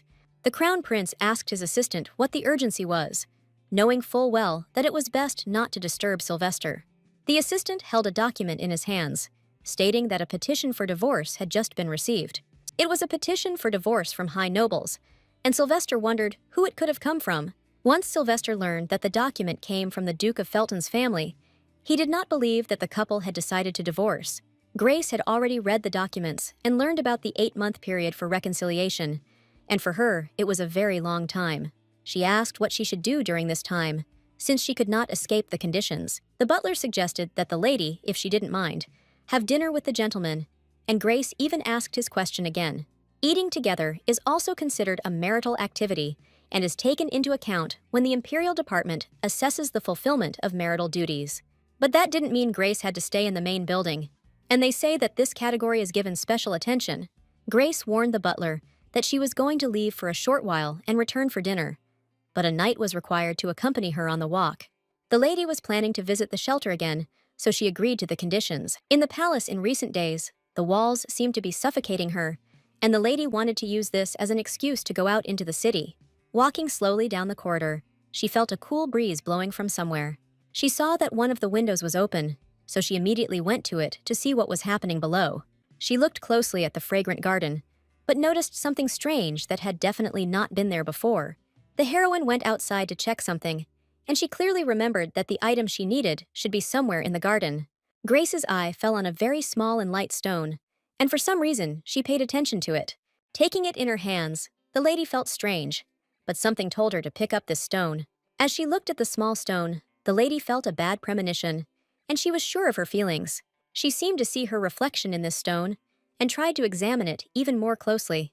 Through the stone, she saw an extravagant carriage, from which a young man in a luxurious, expensive suit was getting out. It was a fairly young man with dark hair, but Grace didn't immediately realize who she was seeing. But as soon as the young man turned around, she immediately realized that it was Crown Prince Sylvester Bayman. It was the main character of the original story, and Grace was still looking at the reflection in the stone with excitement. She didn't know why she saw him, but at that moment the maid Sally approached her. Sally had been looking for the lady for some time, and finally found her sitting in the garden with some strange stone in her hands. Grace showed it to the maid, saying that the stone seemed a little strange, but Sally had heard that light stones were more in fashion now than black ones. Grace insisted that wasn't the case at all, and that there was clearly something wrong with the stone. She still held it in her hands, insisting that this small, light-colored stone was not just any ordinary stone. And the next second, something happened that no one expected, and the small stone exploded right in the mistress's hands. Sally was horrified by what she saw, and drops of blood slowly trickled down Grace's hand. The ladies went to bandage the wounds. The stone exploded right in the girl's hand, and no one could believe what had happened. It was good that Sally was there to provide first aid, and she told me that His Highness the Crown Prince had arrived today and would probably stay for dinner. Grace felt she needed to escape quickly, but she had injured her right hand, insisting that it would be difficult to maintain table etiquette and awkward to dine with anyone but her loved ones. But on the other hand, she was glad that she had hurt her hand, declaring that she and Benjamin could have dinner another time. Sally asked the lady to be more careful and cautious on the road in the future, and the lady went for the walk she had planned to take. She walked slowly along the luxurious corridor of the main palace, and she had not been in this part of the building for a long time. Suddenly, she heard men's voices nearby, and stopped to listen to what they were talking about. It was Benjamin and the Crown Prince. They were talking in raised tones, and Sylvester insisted that it was completely impossible to talk to the young man. Right before the lady's eyes stood Crown Prince Sylvester, who for some reason was shouting at Benjamin. Seeing a girl passing by, Sylvester asked who she was, because he had definitely seen her somewhere before. Benjamin didn't even have time to introduce his wife to the Crown Prince, but immediately approached her and asked what brought the girl here. Seeing the lady's bandaged hand, he became worried, but Grace came up with a story about a broken mirror, which she allegedly injured herself on. Benjamin carefully took the girl's bandaged hand, assuring her that she was quite seriously injured and probably needed medical attention. Grace assured her that her hand was perfectly fine, as the maid had already treated the wounds. At that moment, the Crown Prince approached the couple and asked if he was interfering with their pleasant conversation. Benjamin patted the Crown Prince on the head, asking him to behave decently, and Sylvester's high status did not give him the right to be rude to his wife. The Duke asked Milady to wait a moment while he took His Highness to his room and returned quickly. Grace was glad that Benjamin was about to leave and really wanted him not to come back. But Benjamin soon returned to his wife, asking if she really felt well. He assured that His Highness was not a bad person at all, and they had known each other since childhood, but perhaps his behavior might seem rude. Grace didn't pay any attention to this, because she had completely different concerns. Benjamin offered to accompany the lady to the place where she was going, and my lady had to agree. The lady just wanted to visit the shelter and ask how Cleta was doing. The teacher was very surprised to see Grace on the doorstep. She was very happy, so an interesting conversation awaited the girls, and Cleta was happy to tell them about the new life of the orphanage.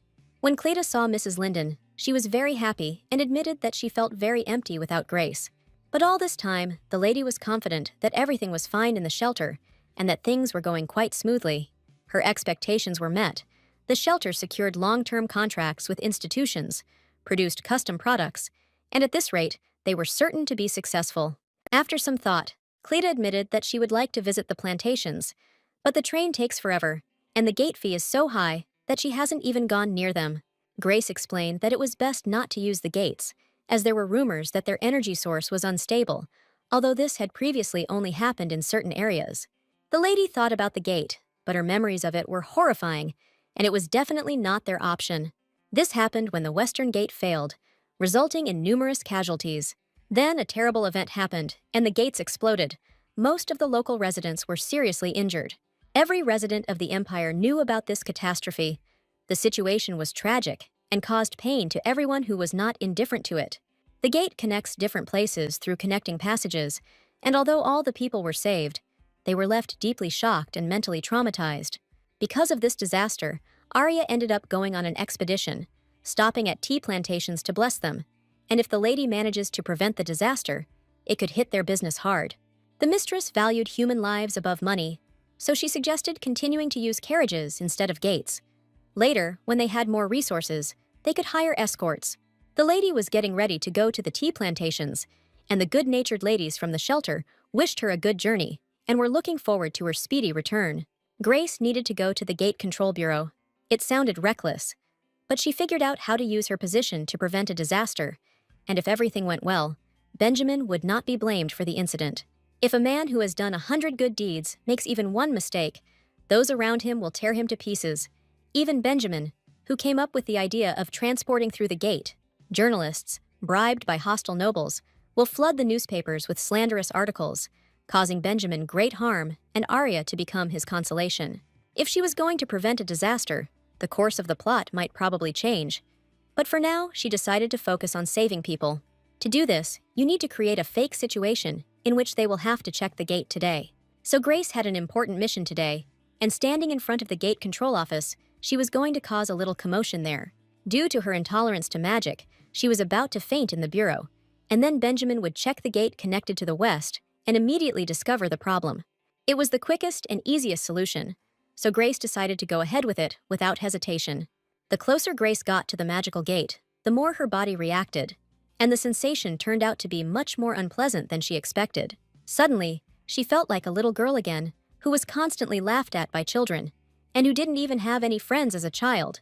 All the children laughed at her freckles, which covered Grace's entire face, and the children laughed at her, calling her dirty, and no one could help her cope with them. Little Grace considered herself a complete loser, whom no one would ever help, and all the children turned away from her, not wanting to be friends. The children laughed at the girl, and she felt her heart squeeze with pain, and her only friend Gilbert stood to the side and pretended as if nothing was happening. She wanted him to come to her aid, to protect her from ridicule, but he only looked at the ground, and this was even more painful than the laughter of other children.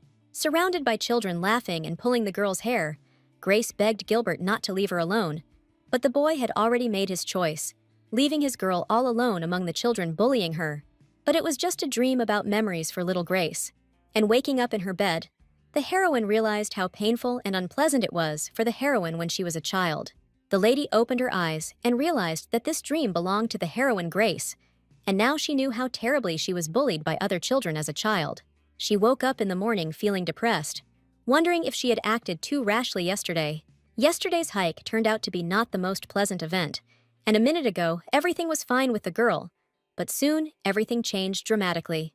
When she approached the main gate, she immediately felt heaviness and severe dizziness, so she could not stand on her feet. She remembered that yesterday she had lost consciousness in 1 second and fainted, but there was an escort next to her who immediately provided assistance to the lady. Of course, Grace knew about the intolerance to magic, but it turned out to be much worse than she expected, and perhaps there was a more reasonable way to deal with it. But the heroine was too impatient, and it was necessary to act quickly to force the gate to be checked. She felt absolutely terrible, and only now realized what a reckless act she had committed. But, however, she considered it unsurprising, because Grace always felt useless. During the festival, everything was different, and the heroine simply hated this place, where she heard such things even when she was at peace. She didn't understand why her thoughts continued to be so confused, and whether she really was that useless. She didn't know what to believe anymore, and her head was a complete chaos of thoughts from the past, Grace, and the present heroine. Getting out of bed, she heard some sounds coming from under the window, and this definitely couldn't be happening.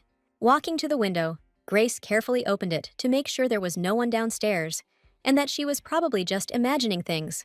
Looking into the yard, the lady was surprised, assuming that it was Mr. Benjamin standing below, and that it was he who was calling her. Having opened the window completely, the heroine realized that it was just tree branches hitting the glass, and she had actually imagined it. She felt a cool breeze gently touch her face, bringing with it the freshness of the evening chill.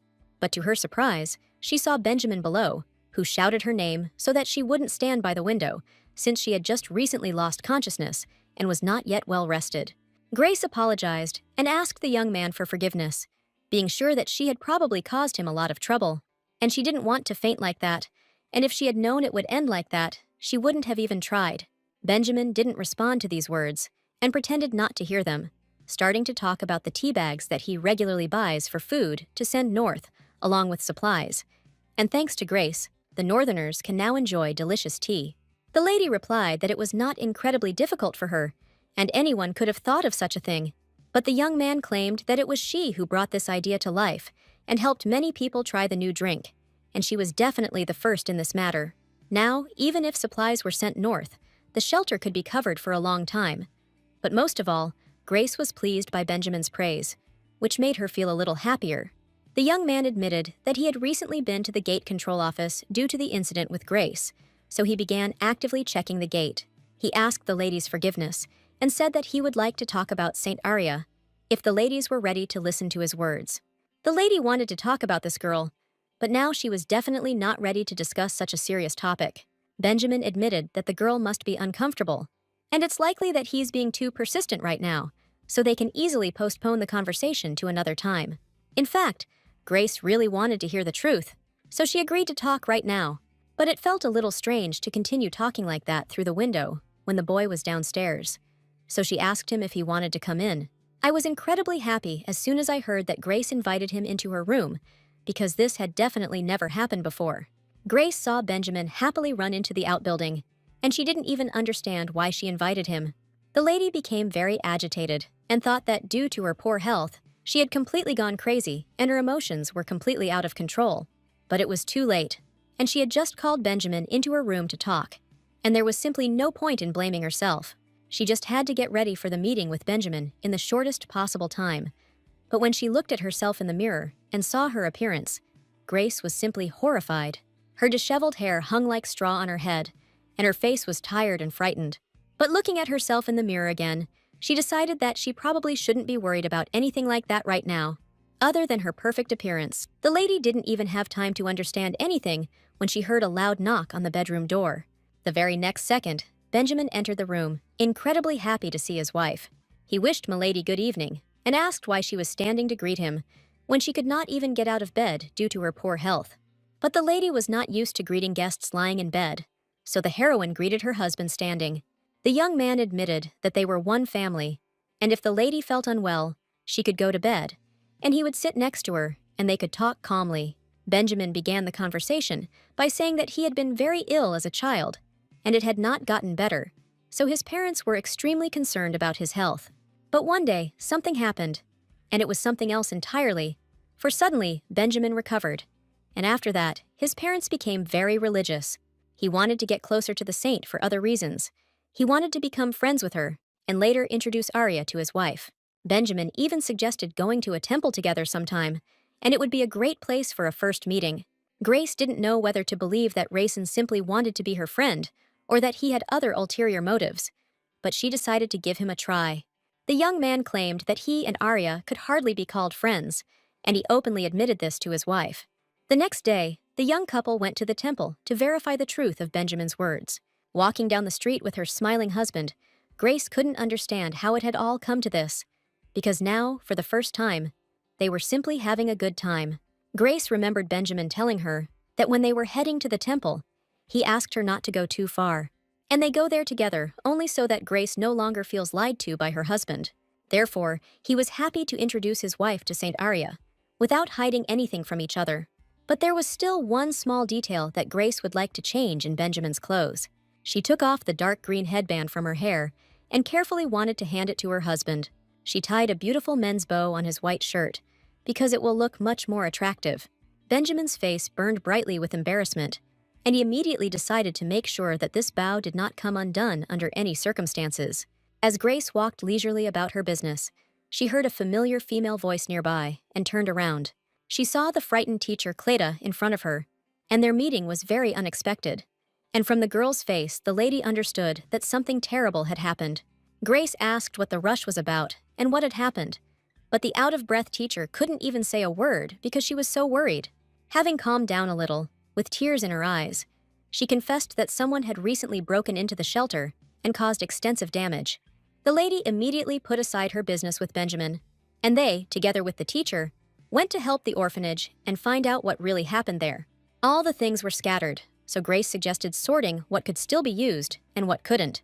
Benjamin also tried to find out if Cleta had seen anyone strange here lately. The shelter was in complete disarray, but there were no signs of a break-in, and Benjamin found the situation unusual. He didn't know much about the shelter, so he decided to ask, but there was something else important he wanted to tell. The young man was sure that Grace needed rest from everything that was happening, and he was very worried about her. He invited the lady to go outside and get some fresh air, and promised to check the rest himself. Grace found this rather strange, and wondered if the young man was seriously going to throw her out the door. But the young man insisted that his wife needed to go outside and breathe a little. As soon as the lady came out into the yard, she was immediately surrounded by the children of the orphanage, who were incredibly happy to see her. She suggested that the children play, so that they wouldn't go inside and see what happened there. Grace remained outside with the children, and Benjamin asked the teacher's name and decided to sort things out himself. The shelter was completely ransacked, but the gold was not touched, and there were no signs of a break-in. Therefore, Benjamin assumed that someone had done it, but it was unclear why this person would destroy his own home. The workshop turned out to be intact, since there were objects there that were dangerous for children, so it was locked and not touched. Benjamin had a theory that someone could have entered as one of their own, but did not know the location of the chest and could not open the workshop door, in which case there is only one suspect. While Benjamin tried to understand what had happened at the shelter, Grace watched the children happily playing in the yard. A little girl approached Grace and wanted to ask her something, and turned to the lady. She whispered to Grace that she shouldn't tell anyone about this, but she decided to turn to an adult. Since the girl knew that Grace was not an employee of the shelter, she asked if she would believe him if he told the truth. The lady understood perfectly well that the child would hardly lie to her, and she really wanted to listen to her. The girl said that a strange man asked about Grace, but he was so unpleasant that they didn't tell him anything. Then, he started asking everyone different questions, and then told them not to tell anyone. The lady held her breath and realized that something strange was clearly happening here, something connected specifically with her. This meant that someone had already gotten on Grace's trail and was interested in her person. The lady rushed to look for Benjamin, because after this girl's question, she realized something. The young man excitedly asked what had happened to my lady, since she was running and shouting his name in a breathless voice. Grace immediately explained that another problem had come up that she needed to deal with, so she needed to take the day off.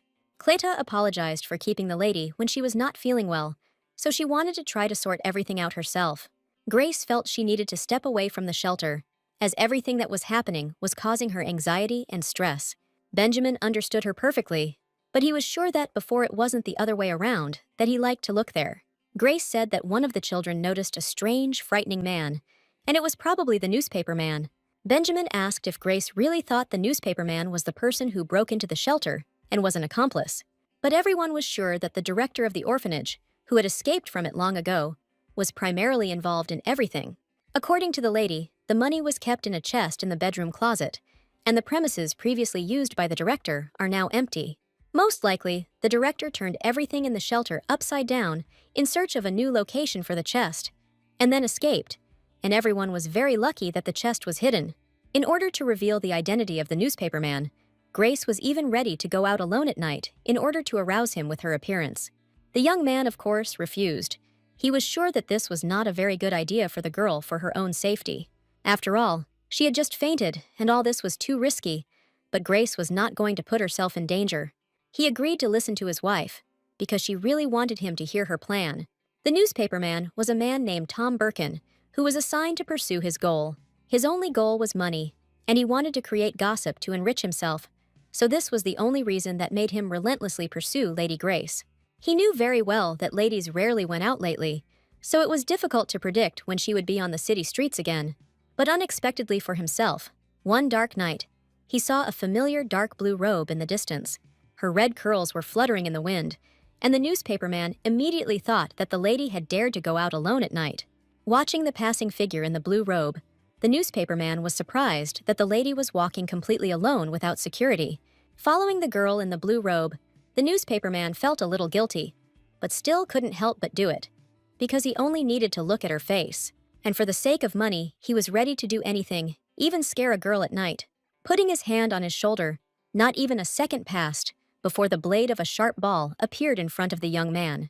Before him stood the deputy commander of the Second Knightly Order, named Rosalia Vantrin.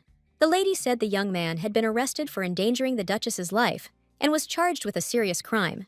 After the successful mission, Rosalia returned to the Duchess and reported that she had caught the newspaper man. Grace had no doubts about this girl at all, because her command skills were excellent. She presented the mantle to the lady. apologizing for dropping it on the ground while carrying it in her hands. For Grace, it was just a robe that could be washed. The main thing was that Rosalia successfully completed the task and remained safe. Letya admitted that she still had something to report, something that Grace absolutely needed to know. She gave her the suitcase containing Tom Birkin's belongings, and it appeared he was not carrying any dangerous items. The lady thanked Rosalia for her excellent service and promised to reward her generously. Rosalia was sure that she was only doing her duty, and this was the mistress's order, and therefore it was right to give these things to her. Vantran was the finest of the Empire's female knights, and as a knight sworn to serve the Duchess, she considered this task an honor. Grace hoped that her request had not been a burden to Rosalia, and for some reason she believed the girl, because she had handled it admirably and seemed resilient. The newspaperman was thrown into prison, and for some reason he was sure that this was where his life would end. He assumed that the Duchess would punish him to the fullest extent, since she held a high title. But suddenly, he saw in front of him a man whom he certainly did not expect to see now. He shouted that before him stood the very same Duchess of Felton, about whom he had known for a long time. Grace stood in front of the young man with an impassive face, wanting to know the whole truth.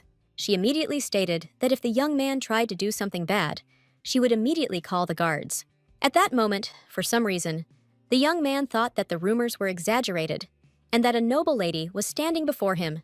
Although everyone said that Mrs. Felton was stupid, ugly, and fat, this girl turned out to be just ordinary and did not at all correspond to the rumors.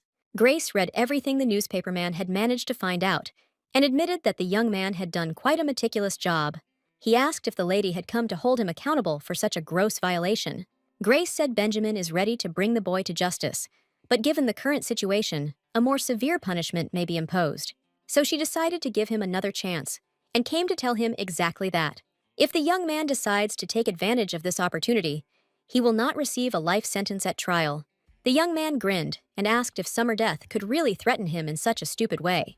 The lady believed that this man had no right to complain about threats, because he was the one who ridiculed the appearance of others for money.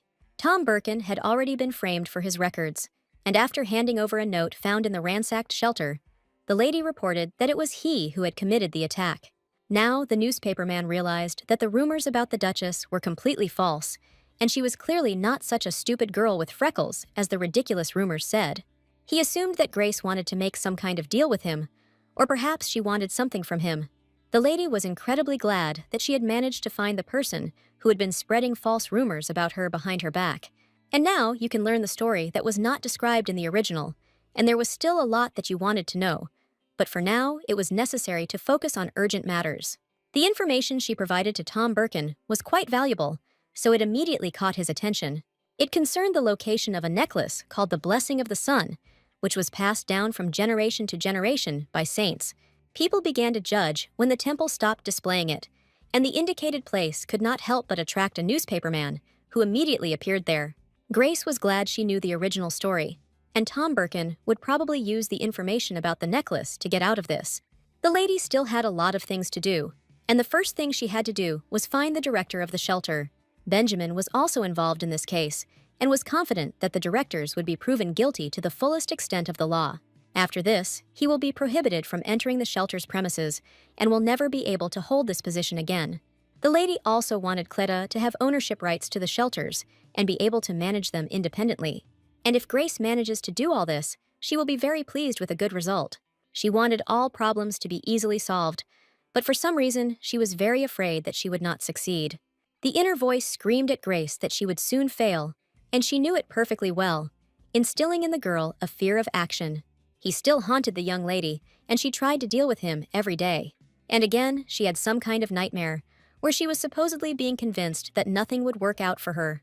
This morning, she decided to go for a walk, and immediately met Mr. Benjamin, who inquired about her condition. As soon as the lady stepped out into the fresh air, she immediately remembered the events of the previous night. The weather was simply wonderful, and the heroine enjoyed the warm sun, and did not even notice that Benjamin approached her. He understood that now was not the best time for fun, but he invited the lady to join him and have a good time. She was surprised, because they were definitely not going anywhere today, and this proposal from the young man came spontaneously. Benjamin suggested exploring the outskirts of the capital, and Grace guessed he must be worried because she looked depressed. He suggested that he first take the girl to the outbuilding so that she could get ready, and then they could set off on their journey together. The inner voice continued to rise inside Grace and insisted that the young man was kind to her only out of pity, because she could only evoke sympathy. She even suggested that she had become too kind and frank with Benjamin, who would probably lie in the future and fall in love with someone else. During their walk, the butler approached them and asked the gentleman for a moment, as an urgent matter had arisen that required his attention. He handed him a letter, which the young man began to examine with particular attention, but was in no hurry to open it. He stayed at the outbuilding and asked Grace to take her time and join him whenever it was convenient for her. She promised to try to get ready as quickly as possible, but everyone felt that there was no need to rush and that they should collect their thoughts. A luxurious carriage, decorated with gilded patterns, sped briskly along forest paths. But for the gentleman, this carriage was too simple, although the Duchess did not think so at all. On the contrary, she was glad that she was incredibly comfortable in it, and asked where they were going. On the outskirts, there was a place called the Flower House, which had previously been looked after by the Marquis Charles, and now they were heading there. They were heading to a greenhouse, built of glass, which keeps the heat inside and allows you to admire various flowers. Benjamin went there because his wife was interested in flowers. Suddenly, the lady noticed that something was bothering Benjamin and decided to immediately inquire about it. The young man admitted that there was no way to deceive a lady's eyes, and that in fact, there was a problem with the Rondel Canal. Although the cleaning was almost complete, it was still not in the best condition. There is a large workshop of magical artifacts located near the canal, and there is a suspicion that they could have somehow influenced the situation, but this accusation also sounded absurd. The Duke had other priorities, so Grace suggested they go there together and find out what the problem was. Benjamin was surprised, because if they went there with his wife, the lady would find herself in a crowded place. Grace smiled and replied that everything would be perfectly fine, and since the young man would be next to her, no one would come close. The young man was indeed happy to ensure that no one came near his wife, and he thanked my lady for the offer. After some time, they arrived at the appointed place, and the Duke and his wife went out into the world for the first time in a long time. The temple could also carry out the cleaning of the channel, but not as thoroughly as the saint, and apparently they focused on temporary peace until the main reason was clarified. And in the end, they possess a small fraction of the power of the saint. Hearing this, Grace thought for a moment, and a very interesting idea came into her head. The priests from the temple came towards them, and the Duke respectfully introduced his wife, but the lady was sure that everyone would be disappointed. The young man told her about his plans, and even Grace agreed to come here when she learned about the current situation. The lady didn't understand whether she really wanted this or not, but a hostile voice in her head assured her that the young man would definitely feel awkward because of her, and it would be better for her not to come here at all. Everyone knew that Saint Arya was busy cleaning the canal and was definitely somewhere nearby. The girl did not keep them waiting long, so soon everyone turned around and saw a beautiful lady with long white hair. Saint Arya admitted that the Rondel Canal had become polluted again, so she used more divine power. Seeing Arya up close for the first time, Grace was surprised at how much of a different aura she truly had. And as soon as this girl stopped next to her, the voice that was constantly sounding in her head finally died down. Saint Arya Miller possessed unrivaled divine powers and was gifted with an incredibly angelic appearance. She was the only saint in the world who possessed such great magical power. Grace didn't want the girl to spend all her energy on this matter alone, because it could cause the magical artifact workshop to fail. Ms. Linden completely forgot that magical artifacts and divine power are poorly compatible, and it is definitely better not to do this. Grace decided that her husband would probably want to talk to Arya alone, but the young man refused with a smile. He only wanted to introduce the girls to each other, but Arya was probably busy right now, and it would be difficult for her to meet again. Grace asked if they had looked elsewhere for the cause, but everyone insisted that they had checked other places and still hadn't been able to find the cause.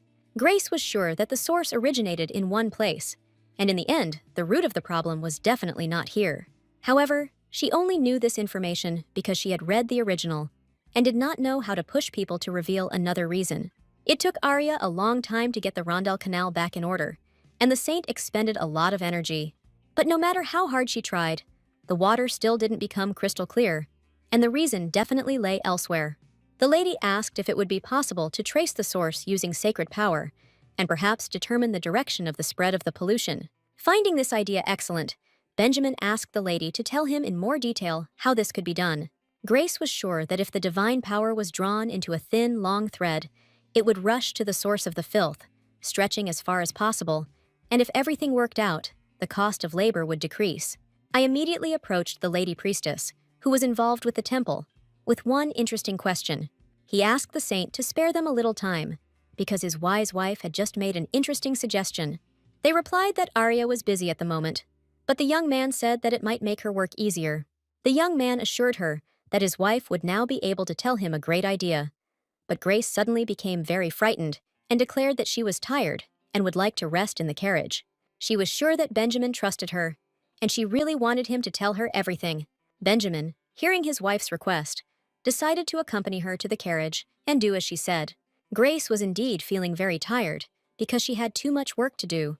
Looking at Arya, who was standing next to her husband, she supposed that they really did look very good together. They really did look like a wonderful couple, and the heroine thought with bitterness that even her appearance did not suit her husband. Grace must have had some negative thoughts about what she saw, but now she felt like everything was fine, and the bad thoughts seemed to have disappeared from her head. So she calmly waited until her husband had come to an agreement with the saint, and soon she was expecting him in the carriage. The young man reported that the lady's method could indeed be used to trace the source, but the saint said it might take a little longer. When the Duke explained to the people that everything that was happening was being done only for their benefit, they calmed down and happily agreed.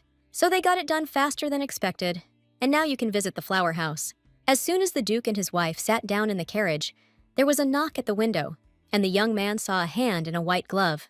Suddenly, a man standing in a hat near the carriage said that they had recently been informed of a fire in the shelter where the lady had come. The lady did not believe his words, because there had just been an attack at the shelter, and could something bad really happen to them again? It was decided to set out immediately, and Benjamin set out with full determination, accompanied by her wife, but everyone very much hoped that the shelter had not been seriously damaged. Grace really wanted to believe that no serious problems would happen, but as soon as they arrived at the place, she looked in horror at the blazing tongues of flame bursting out of the windows of the shelter. They rushed to the scene and soon saw the fire blazing brightly, engulfing the walls of the building. But the flames were too strong, and they fought them as best they could. A fire suddenly broke out inside, resulting in only minor burns to the children, but everyone was alive. Everyone had suspicions that, judging by everything, this was not a simple accident, and that someone had deliberately set fire to the building. An unconscious man was found at the scene of the fire, and since women and children lived in the shelter, he was the prime suspect. A teacher immediately came out to see what kind of man was near the shelter. The girl was incredibly scared and was still coughing from the smoke she had inhaled inside the building while saving the children. She asked permission to tell something, and everyone knew that Cleta would tell the truth. Benjamin was happy to listen to her, since she was right at the scene of the incident. As it turned out, this man was originally the director of the shelter, but she had no idea how he managed to get inside the building. He started a fire right where the oil was stored. But it is strange that he did not leave the building immediately. Before all the children had left, the director said something very strange, and then completely lost consciousness. Cleet repeated his words, and he clearly admitted that it was revenge on the Duke and his wife, and these were his words before he fell senseless near the threshold. Hearing these words, the heroine became incredibly frightened, and now she no longer had any doubts that something was threatening her and the Duke. She couldn't believe that there were people who were ready to take revenge without even knowing the person personally. As soon as Grace heard that all this was for revenge, that same ominous voice appeared in her head, claiming that it was her fault, and that if the mistress had obediently sat in the room, nothing would have happened. After hearing this, the lady felt very ill, and it was as if a lightning bolt had struck her body. Benjamin saw his wife become ill, so he asked her to leave the scene immediately. She could not understand whether this meant that everything that had been done was in revenge against the Duke's wife. She understood that these people lived nearby, and if this was located next to the Duke's house, then something inexplicable could happen. In an instant, Grace seemed to be completely lost in reality, and her head began to spin from the realization of one important thought. She decided to confess everything to Benjamin, because he also had the right to know the whole truth. Grace said that instead of asking the people from the shelter, she wanted Benjamin to be able to place them somewhere, since they were left without their only home. Benjamin was sure. He didn't even think that his wife would say otherwise, because she was a very noble girl, and the residents of the shelter must be very worried now. She asked to take the people and children to a safe place, and Benjamin immediately agreed to fulfill her kind request. Grace continued to be plagued by nightmares, and a voice in her head kept telling her that she was a stupid and worthless woman who truly thought she had done nothing wrong. The heroine was quite tired of negative thoughts, and now she was the only reason. The maid Sally greeted her mistress, who had just woken up, with a welcoming smile. The lady sadly admitted that she couldn't get out of bed yet because she was incredibly tired, and asked about the latest news. The children were taken to a safe place, and they moved into the main building, and the gentleman went to the palace for a short while. She asked the maid to make tea for the guests from the shelter, because they were probably incredibly tired and also wanted to rest. The lady asked to bring a girl named Cleta to her room to discuss some urgent matter with her. Bowing respectfully, Sally promised to fulfill the request immediately and went to the guests. The last few days had been very busy, and the Duchess didn't even expect that all the residents of the shelter would end up visiting her. At first, she still worked for Grace's future, then for the people from the shelter. But in the end, for some reason, everything still turned against her. She was very afraid of the meeting because she thought that they might be offended by her, and she felt very worried. Cleta happily went out to the lady and informed her that she had not confessed properly at all and was afraid that the teacher might be uncomfortable being in her house. But the excited teacher responded with enthusiasm that everything was just wonderful, and she was incredibly glad that the lady had helped with overnight accommodations. Grace tried to ignore the negative thoughts in her head that said they wouldn't have needed a place to stay if the shelter hadn't burned down.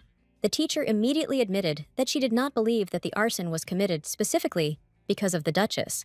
Therefore, she immediately admitted that none of them believed such gossip, and the Duchess and Miss Linden were completely different people because of those rumors. After all, she took care of them all this time, didn't abandon them. Even when they made unfounded assumptions, she still placed them in a wonderful place. Grace smiled and realized that she could not do otherwise, because these people desperately needed her help.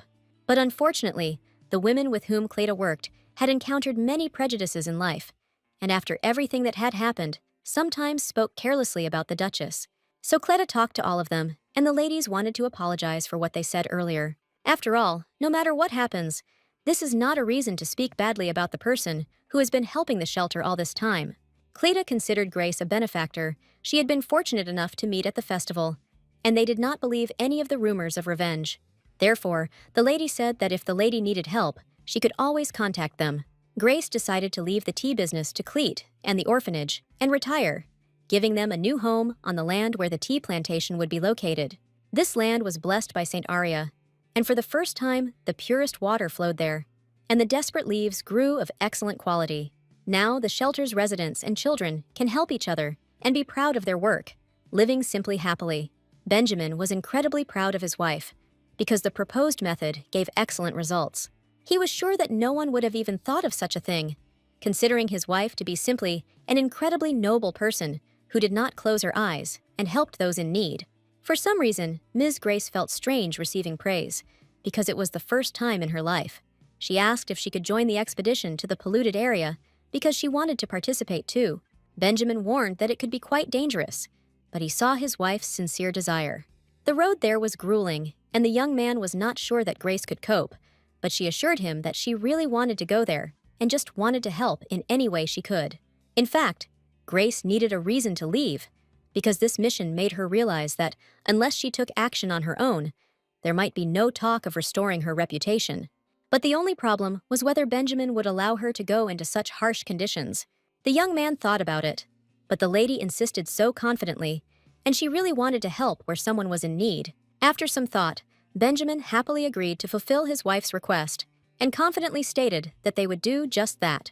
The next day, a messenger was sent to the palace with new information, which was provided for the Duke. After reading the information, Grace realized that it seemed like there was no longer any need to worry about Birkin's trial, since everything had turned out in their favor. But there was still some important work that the heroine needed to do. She had to ask him to investigate the case with the drug, introduce it, and also it was necessary to know the whole truth. On the day of departure, Sally saw Grace off, and she assured her that thanks to her beloved assistant, she could breathe a sigh of relief. The knight Rosalia went with them, and now Sally was sure that no one would dare harm the honorable lady. Rosalia asked the lady not to forget that they were always close by, and therefore no one would dare to lay a finger on her. The lady was surprised why they were saying such nice words to her and sincerely thanked the girls. She really wanted to believe that they really trusted the lady, but Grace still couldn't fully believe them. They probably respect her because of Saint Arya, who was the most honorable person in the Empire. Surely everyone knows that Benjamin and Arya are close, so people who like her support her. The heroine felt that there were people around her who really liked her as a person. The lady smiled sweetly and thanked Sally and Rosalia for their care and trust, and was incredibly happy. Lady Sally was even surprised, because it was the first time the lady had smiled at them in such a long time of being together. It was time for Grace to leave, and she asked Sally if the young gentleman would be coming out soon. As soon as Grace said these words, an excited young man immediately appeared before her eyes, apologizing for being late.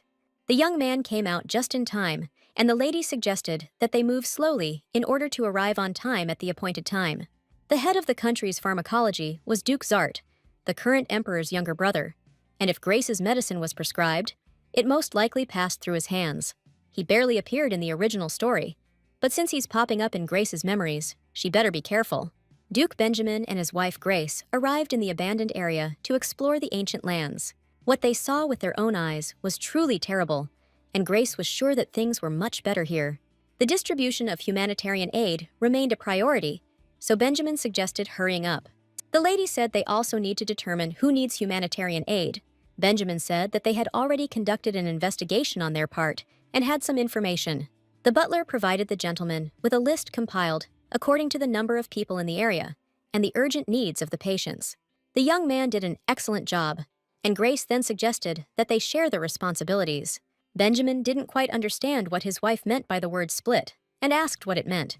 Seeing two unfamiliar young men, the Duke asked if it was really the geologists that Grace had brought with her. Since the land was polluted, the heroine thought that geologists could help, so she decided to invite them to go to the abandoned lands.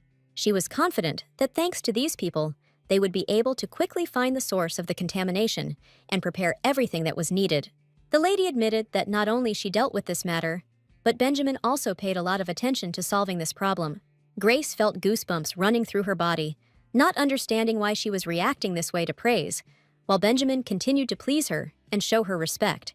They were asked to tell where they had arrived, as he had seen that some groups were studying the crops of the Earth family, and that research was probably being conducted here. Grace confirmed that her goal is similar, but slightly different. What the heroine was actually heading towards was an abandoned mine in Ardell County. When Arya cleared the place, the locals were so grateful that they didn't know how to repay, and eventually, the problematic mine was donated to the temple. But eventually, it will be purchased by the Felton family and donated to the temple on behalf of the people of the West. They came here to announce the existence of this mine, but they thought they had come to look for living plants in the forest afterwards. Grace gave the geologists a box of tape so they could mark the area with anomalies and be sure to tag them on their way back. She asked if she felt uncomfortable walking alone, so they could go with the knight Rosalia as an escort. By the evening, some information about the lands was already known, and as expected, among the living plants, there was completely dead land. Benjamin was with his wife all this time, helping to solve many issues. Grace asked if the young man could spare her a little time that night to sort out some problems. At first, the young man stated that there would be reconnaissance at night, and it would certainly be difficult to see each other. Grace had already become upset, but Benjamin immediately admitted that tonight would be an exception, because he always had time for his wife. The lady said that she would wait until the reconnaissance was completed, and since there was something that should remain only between them, their meeting could take place at dawn. Benjamin didn't expect his wife to want to see him, and he really hoped that she genuinely wanted to see him. He was delighted and replied that he would try to finish his business as quickly as possible and come to Grace right away. Grace had no intention of waiting for the young man until late, and even regretted her decision a little, because Benjamin looked rather strange. The moon brightly illuminated the barren lands, on which not a single living tree or green blade of grass grew. They moved slowly along the path, lighting the way with the flashlight that Benjamin held in his hands. Suddenly, Benjamin covered his eyes with his hands, and the lady became worried that he probably became afraid to be there. He admitted that he was sure Grace wanted to explain something important in private, so he suggested that they have a private conversation. But the lady assured them that they could talk while they walked and surveyed the lands, and that one did not interfere with the other at all. Benjamin believed that this was something completely different, in which case the conversation would be related to work and the line between public and private would be erased. Grace called this trip a business expedition.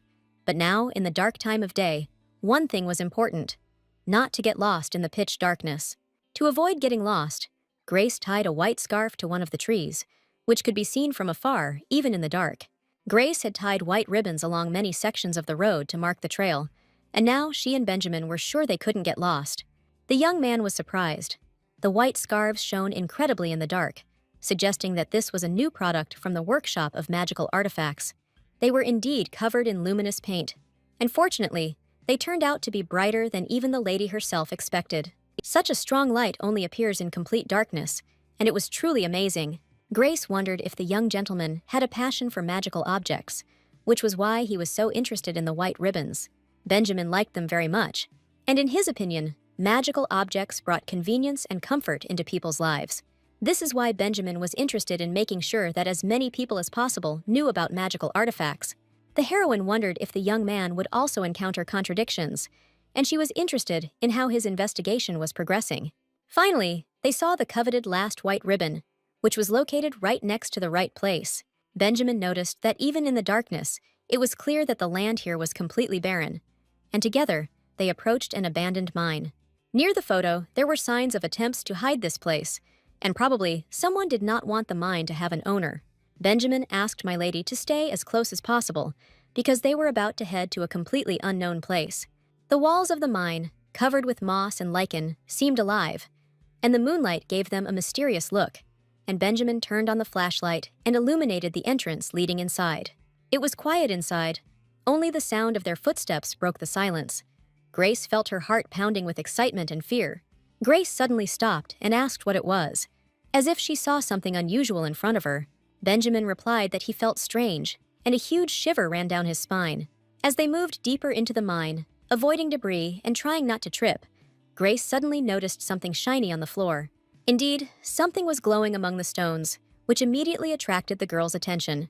Benjamin asked the lady to remain standing nearby, and he himself decided to go first and check what it was. The stone was extraordinarily beautiful, its bright blue color shimmering in the light of the flashlight, as if the very essence of heavenly light was contained within it.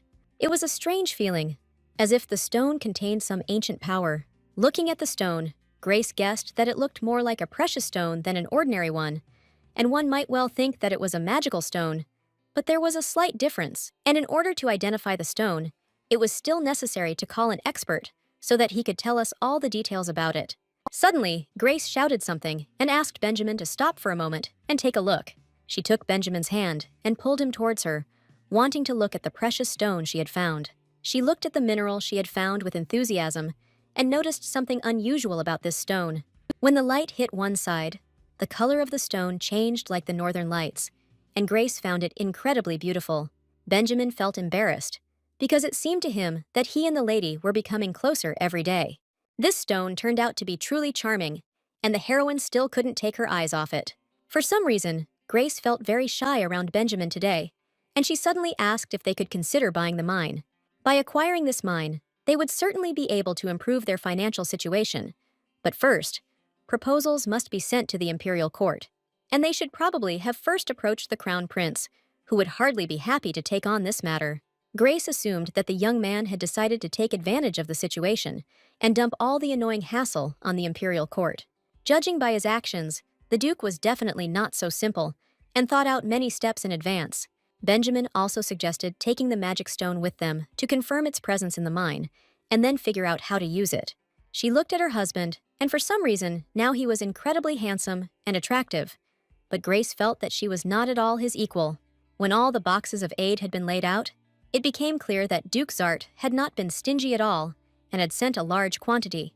Gray remembered that in the original story, there was not enough help, but in front of her, she saw a huge number of boxes with the most necessary things. Also included with the humanitarian aid was a gift addressed specifically to the Duke and Duchess of Felton, presented in a beautiful gilded gift box.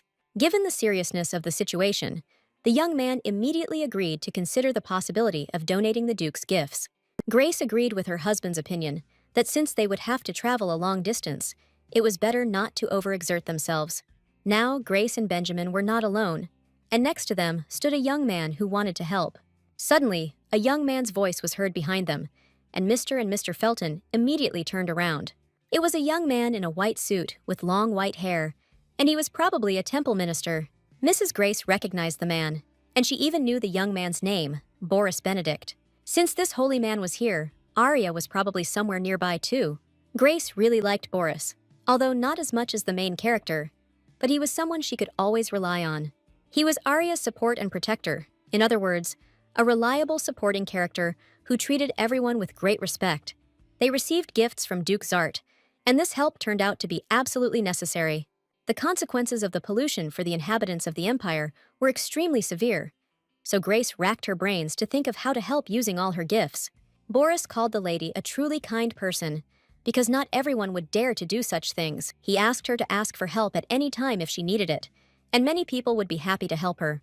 These words served as the trigger, and that evening, Arya could not find one very important thing in her suitcase. She knew for sure that this thing was in the black suitcase, but she was very afraid that an accident had happened to it.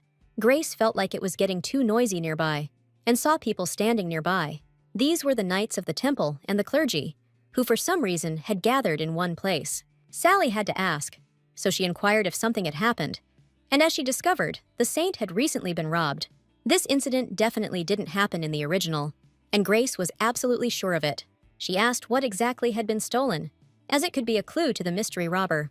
And now, the gift that the saint received from Duke Zart, and when the Duke becomes aware of this incident, he may regard it as an act of disrespect.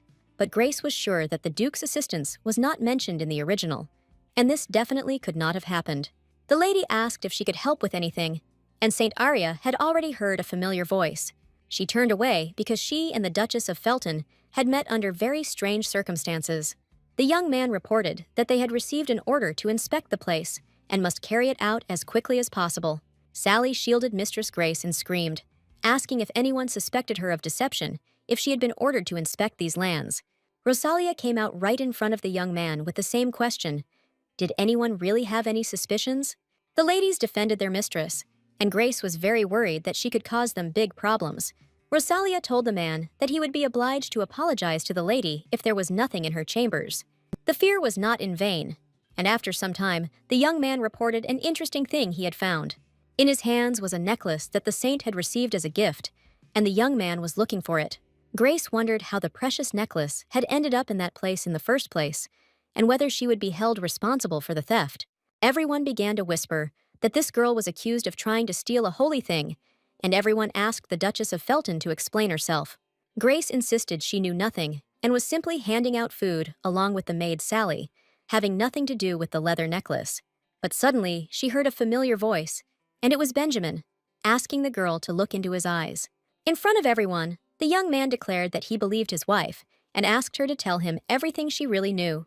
Seeing the unwavering support before her, Grace gathered her strength and decided to tell the whole truth and no longer be afraid of anything, because those around her undoubtedly trust her. And since she touched the stolen item, her fingerprints should probably have remained on the necklace. Grace asked the maid to immediately bring powder to prove her non-involvement and innocence in this crime. Sally enthusiastically set off to look for powder, and now the lady needed her urgent help more than ever. She demanded to look at the box. He promised that he would not break it under any circumstances, promising that everything would be intact. She asked Benjamin, whose hands were in white gloves, to hold the precious box while she was about to open it. No one had touched the box before, and if the Duchess had indeed stolen it, her fingerprints would appear on it. And if there is no evidence, the young man will have to come up with an excuse for himself, because in that case, he will be accused of slandering the Duchess herself. The lady carefully brushed the necklace with a special brush, after which fingerprints should have appeared. The Knights of the Temple and Benjamin were definitely wearing gloves, so their fingerprints definitely shouldn't show up. Grace knew that gifts like these were usually polished to a high shine, so if fingerprints were visible, they were more likely to belong to the criminal. She looked closely at the necklace and finally found the very piece she had been looking for so long. On the tip of each person's finger, there is a pattern that is unique. Grace showed her fingerprint and said that this way, they could easily identify the criminal. They leave fingerprints only if the hand is not covered, and they only saw bare hands on one of the priests. Grace offered to compare the fingerprints, but did not assure that this particular young man was the culprit. But if the fingerprints were identical, then charges would be brought against him. In this case, the young man will be called a criminal, and the lady will file a complaint with the temple and tell the whole truth. The culprit really turned out to be that same priest, and after this incident, things went smoothly, and Boris apologized. However, his excessive calm suggested that the influence of the temple was much greater in this place, so Benedict apologized properly and then disappeared. The crown prince invited Arya to come with him, promising that all the difficulties and obstacles were finally over. But looking at the girl, he saw her pale expression and immediately asked if everything was okay with her. Arya actually looked confused, and her attention was focused on the red-haired girl. She approached the Duchess, probably wanting to ask her something, and was clearly interested in her person. Arya admitted that she was completely fine, and her strength was gradually being restored. She offered her hand to the crown prince and called him by the tender name of Sylvie, and Grace was surprised by such a gesture. In the original story, today Arya and Crown Prince Sylvester entered the night forest and met at the lake, but Grace did not think that there was a lake somewhere in the dead land. Grace wondered if Arya could purify water as much as she wanted, and suddenly she could smell the water herself. Walking a little further, she felt that she was approaching some kind of lake, and it definitely had to be located here. That night, holding hands, in this dark place were two lovers, whose strong aura cleared this place. Smelling the freshness of the cool water, Grace saw Sylvester and Arya from afar, who were indeed sitting in front of the crystal-clear lake. They really did look like the main characters, and I even noticed that it was as if the world was created just for the two of them. Grace was surprised, but the menu was still there, offering to discuss a little later why they had come here late at night. Sylvester and Arya were having a nice conversation as they sat by the cool lake, enjoying every moment they spent with each other. Benjamin suddenly muttered something, but Grace barely heard his last words. The young man admitted that he was incredibly envious of the young lovers, and he really looked at them with a certain sadness. Grace remembered that Benjamin's bitter feelings of loneliness were described on a whole page of the novel. For some reason, the lady now felt that the young man's emotions had become too subtle, as if they were about to evaporate. So she decided to distract the young man and go together to greet the saint, who had incredibly helped these lands. It turned out that Grace had worried for nothing, and the young man agreed to her every request. She apologized and took off her emerald brooch so as not to spoil the first impression. Grace and Benjamin did not go unnoticed, and the next moment they were looking at the frightened faces of Arya and the crown prince. Benjamin smiled and apologized for catching them out for a walk, and if they had disturbed him with their company, then they would definitely leave. They certainly didn't expect anyone to see them together, much less Mr. Benjamin. Arya, on the contrary, happily agreed to chat with everyone together, because she was also acquainted with Mr. Felton and his wife. Grace didn't think they would be happy to see her, but she still needed to talk to her. She confided in Benjamin that she had a couple of questions for Arya and would like to step away with her for a minute.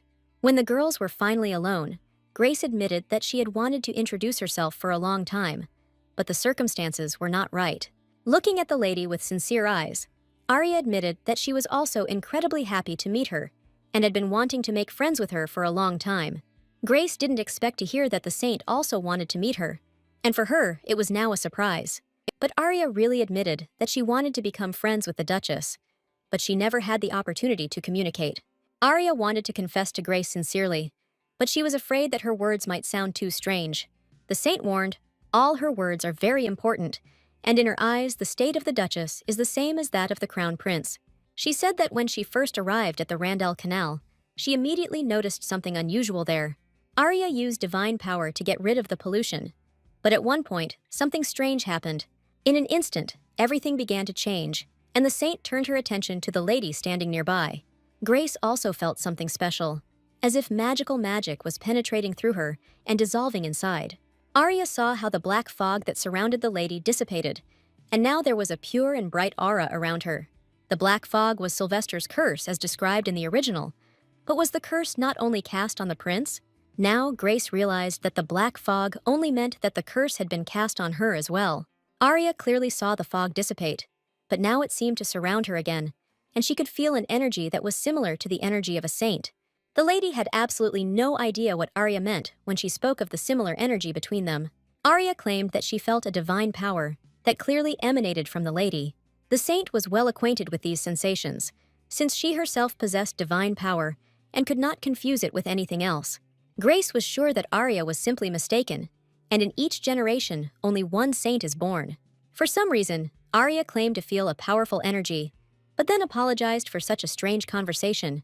Despite the shocking story, Arya was portrayed exactly as she was told in the original. And now she saw in front of her a naive and kind girl who was so noble and only wanted to help everyone. Grace noticed that Arya was clearly upset and confused, but she still cared about her mistress and her condition.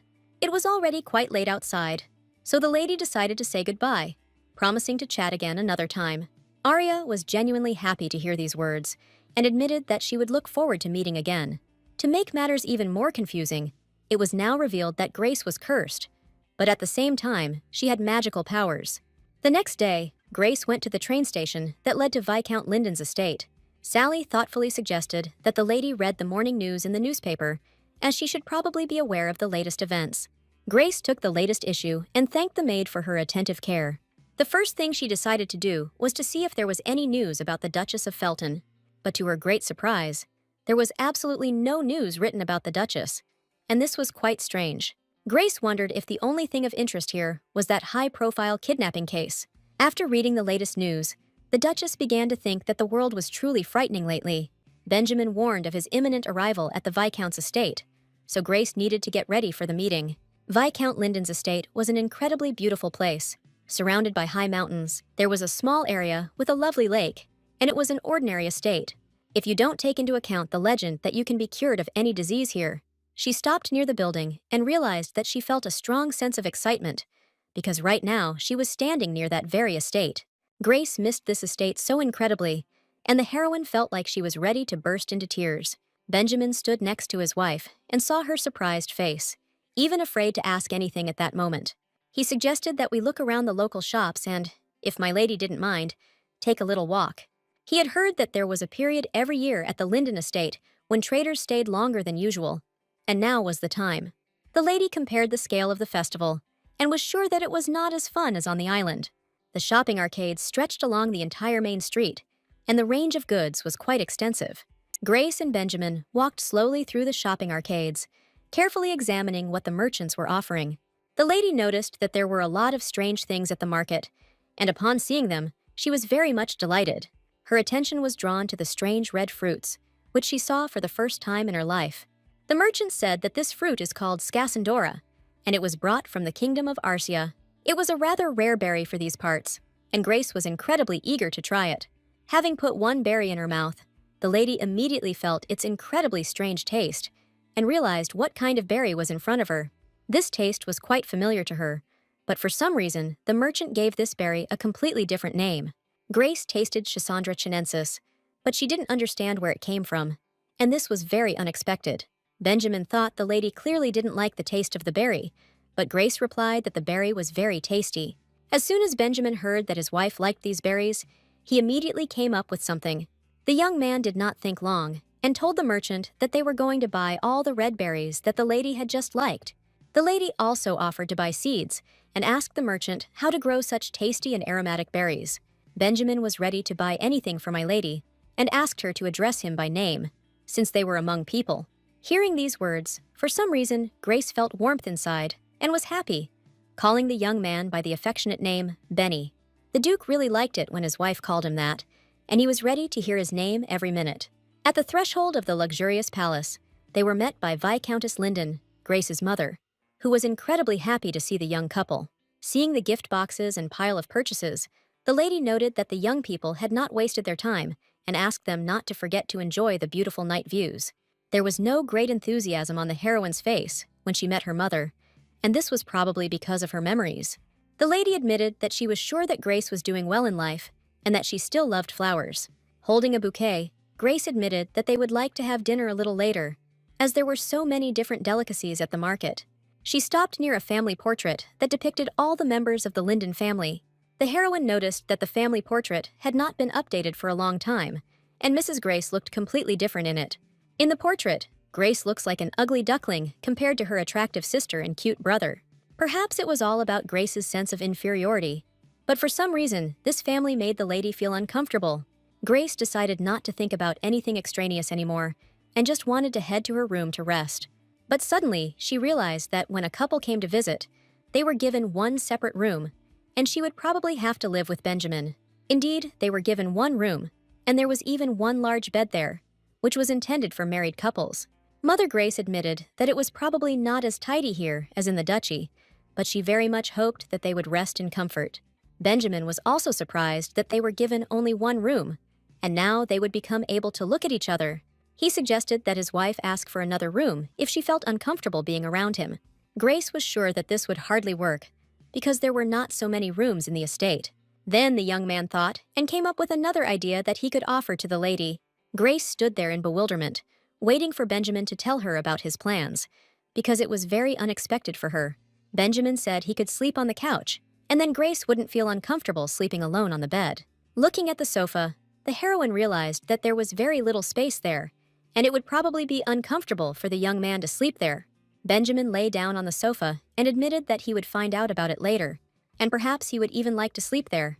They both laughed, and the sofa would indeed be too cramped for the young man, and he shouldn't even try to stay there to sleep.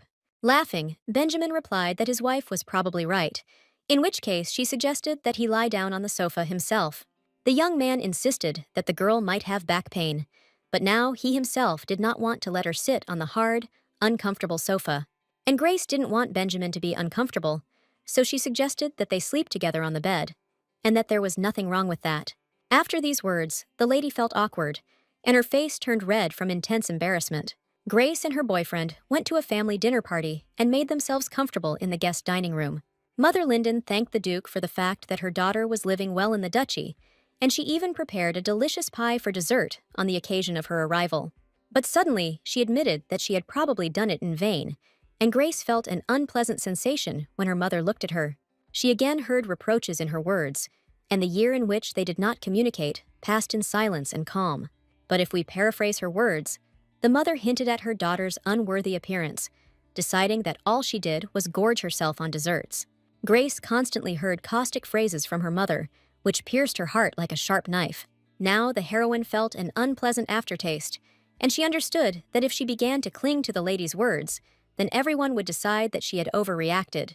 At this point, Benjamin suddenly intervened and told Mother Grace that the lady had not eaten dessert after the main course for a long time.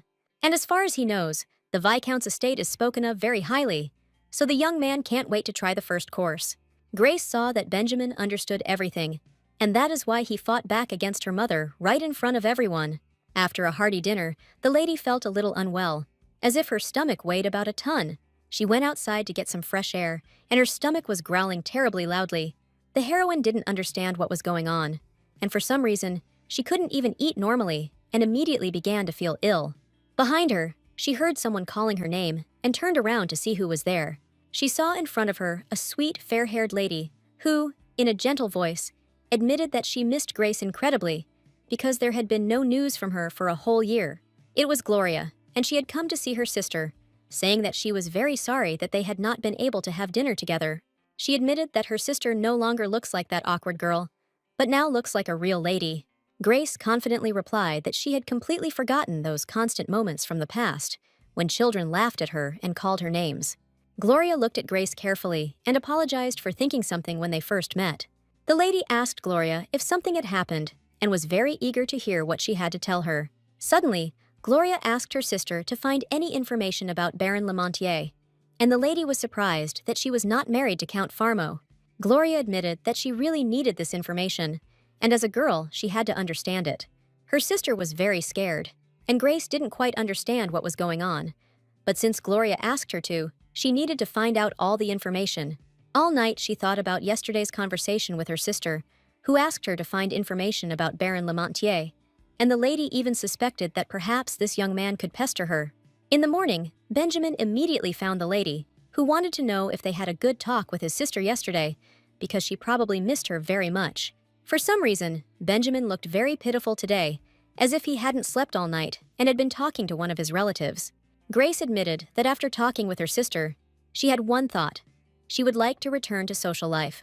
Therefore, she wanted to take advantage of her connections with the younger Marquis Charles, with whom Benjamin had good relations. But he was a man from the boy's past that he would rather not remember, and he asked Grace not to ask what had happened between them. The young man knew that the man's wife was about to give birth to a child, and that a social event would soon be held to celebrate the birth of the baby. The celebration is held to wish the mother a safe delivery, and traditionally, the festival could be attended either by pregnant women or by ladies with an invitation. Now, all that remained was to obtain an invitation, and this would probably be difficult, since the Count was not close to the younger Marquise. The lady asked if she could invite Gloria and wanted to find out some information. She asked Benjamin if he knew Count Farmo, as she was supposedly very interested in learning about her sister's husband. They weren't close friends, and it was hard for Benjamin to tell, but he knew the young man was supporting the crown prince. Without missing a beat, Grace immediately asked about Baron Lamontier, as Benjamin might also have information. But in response, the Duke only expressed surprise, declaring that he had never even heard of such a surname. The lady had been counting on the young man for the junior Marquise's celebration, as she needed to get into high society, but now she knew that Benjamin knew nothing at all about that aristocrat. On the last day of his stay with the Viscount, the worst happened, and in one day, everything went wrong. Benjamin was waiting at Grace's door, but this morning, for some reason, my lady was very late.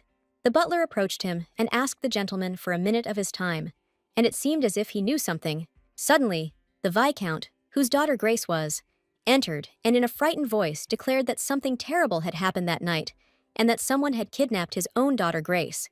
The news was incredibly shocking to the young Duke of Felton, and he never expected to hear that his wife would be kidnapped from her own home.